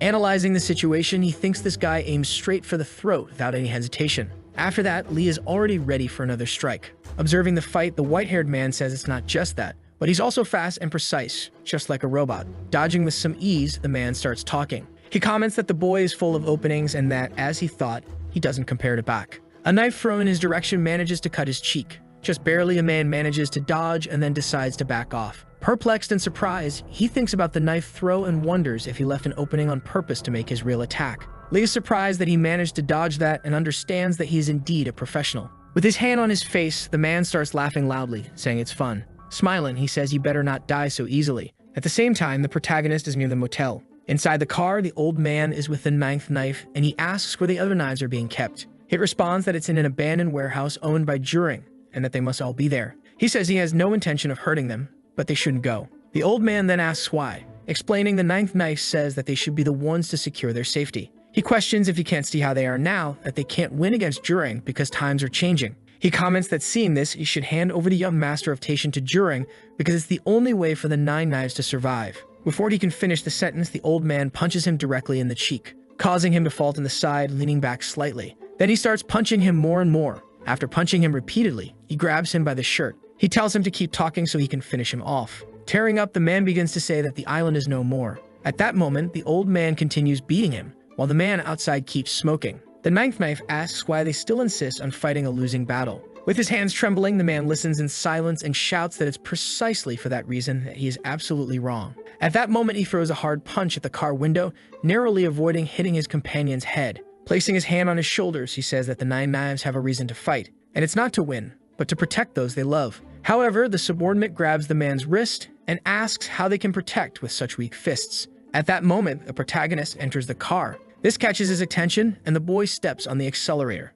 Surprised, the old man asks again what happened. The boy responds that things have gotten tight in the south. He says they need to go to the warehouse right now. Inside a warehouse, the two are still fighting. The white-haired one asks if he still wants to keep playing as things are about to get serious. Both are fighting head-on with their knives. The maniac manages to spot an opening, and the two clash. But the blonde manages to defend himself. They stare at each other, thinking about what to do next. Then the white-haired one starts spinning in one direction, and the blonde mirrors him, spinning counterclockwise. As they spin, the boy notices something. The white-haired one realizes that the blonde is reading his attacks. Moreover, he knows every move he's about to make, because he's using the same moves he is. Lee notices the wire and asks if people really still use that. In his mind, the maniac wonders if he even knows about his wires and his backup weapon, saying that, as he thought, he really does resemble him. Getting serious, he asks where he is from. Without responding, the boy charges at full speed. He tries to land a strike, but the man manages to dodge, and with his wires, he counterattacks. Analyzing, he thinks that this guy is like him and will know all his moves. And he knows them so well that he's already tired of them.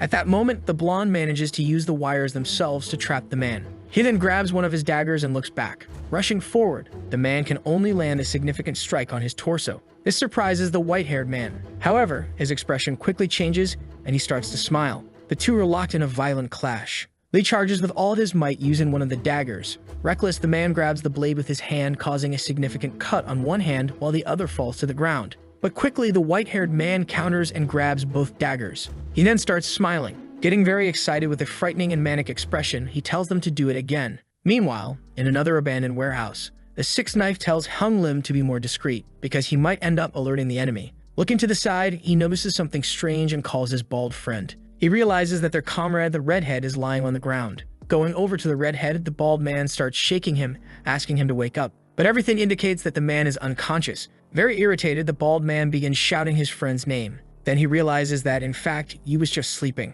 Looking back, he asks if there's really a need to be discreet, and his colleague tells him to just wake him up already. The bald man starts waking him up and mentions that all that's left is for Taishin to rescue Gyokba now. Stuttering, Captain Ganko enters, asking permission from the Lords of the Knives, and says there's a problem. Carrying one of them, he says this guy isn't cooperating properly. It turns out to be that old man from before who was not the real old man, but the maniac. They realize that this is actually Diokba. He even says that he already talked to the boss and that he needs to get out of here now. Then the headlights of a car start shining intensely. The light ends up blinding the kid. As they approach, a man says he had a feeling, but he never thought they would sneak around here. It's Ryu staring at them along with all his subordinates. Holding his juice in English, he says they came here like a bunch of rats. Meanwhile, the fight between the blonde and the maniac continues. Smiling, the maniac says that this is fun for him. He has a dagger stuck in the blonde's shoulder. Suddenly, there's a flashback to 5 years ago. A man is lying on the ground, apparently dead. Meanwhile, Ryu begins attacking another. At that moment, someone arrives with a knife, cursing and charging at him.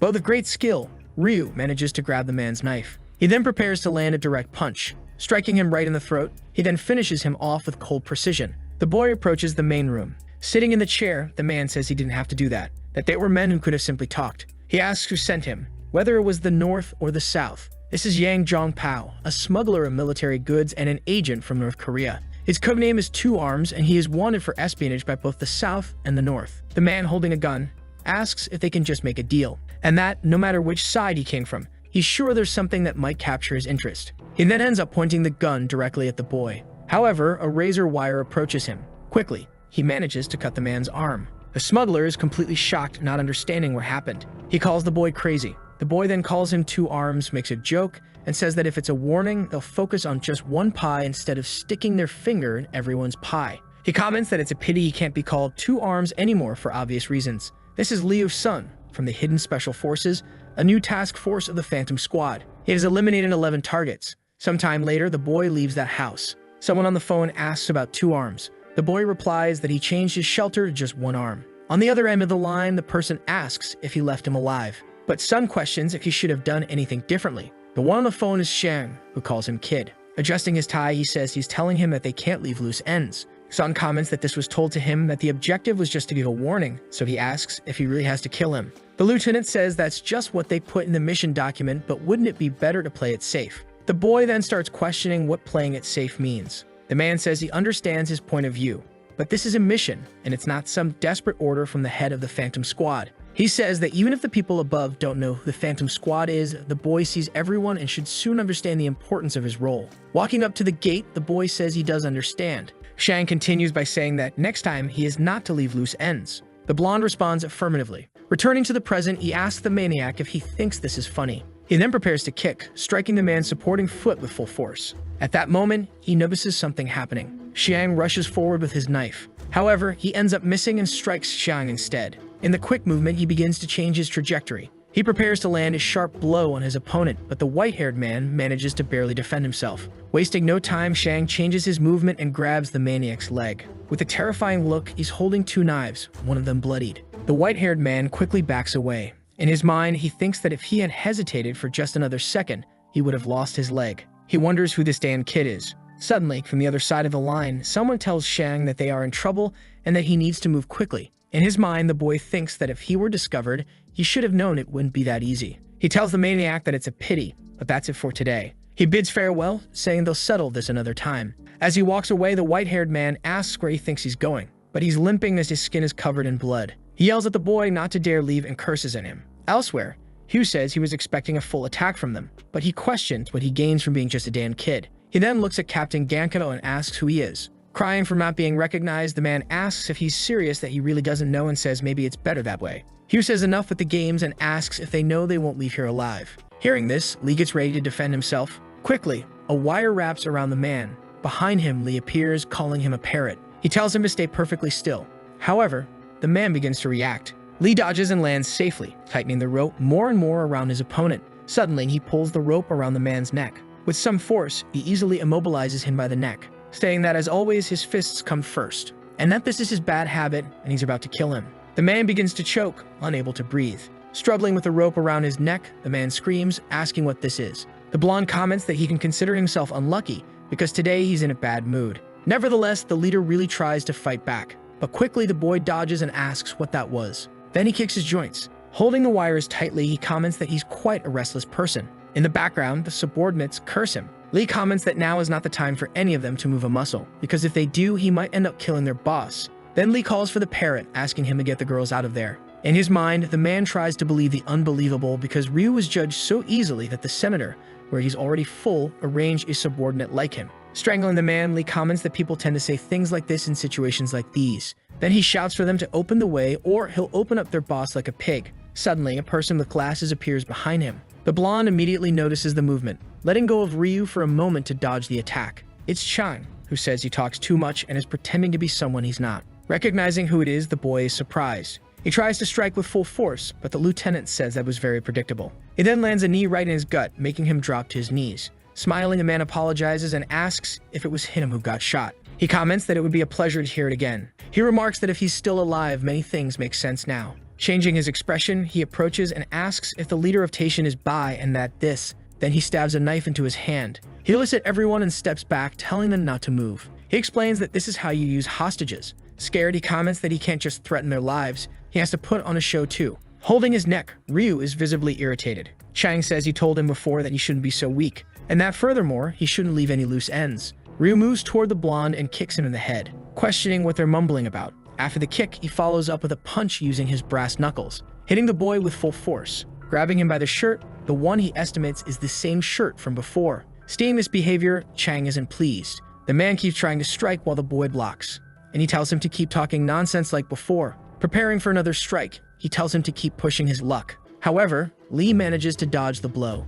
Quickly, he pushes his enemy, forcing him down with a pipe and pressing hard on his neck. He begins to enter a state of desperation. With the dagger close to his face, Chang turns and says that the flame you still haven't understood. Then he makes a direct cut on his eye. Holding it in his hand, he comments that he put on a show, just like the eye said. He says that if it's already sold, he can get out of his way or he will really kill him this time. With great coldness, the lieutenant says that he can kill him because they don't need that damn useless man anyway. Looking back, he asks what they are doing and tells them to hurry up. In the background, Lee comments that by the looks of it, they don't want to, because it seems like he doesn't know gangsters very well. He explains that this is something he heard before, but it seems to be true. It seems that the world of gangsters is different from soldiers like them, because you don't become the boss just because you're strong. The one they believe in becomes the real boss. Smiling, he says that if he's going to fight with them or with the gangsters, he can't leave any loose ends, because the rules on this side of the fence are very different. Irritated, Jean questions about rules and asks if he thinks that a logic born from emotions can be considered a rule.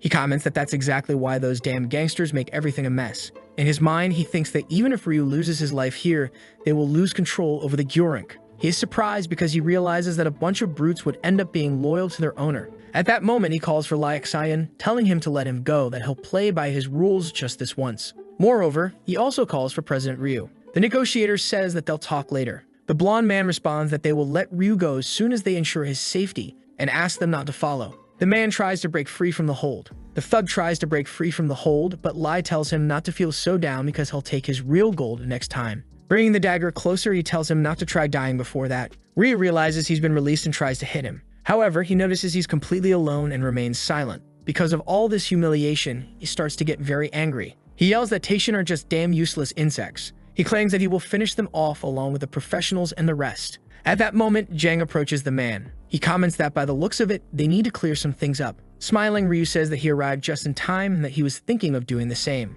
Very coldly, the man simply adjusts his glasses with a knife.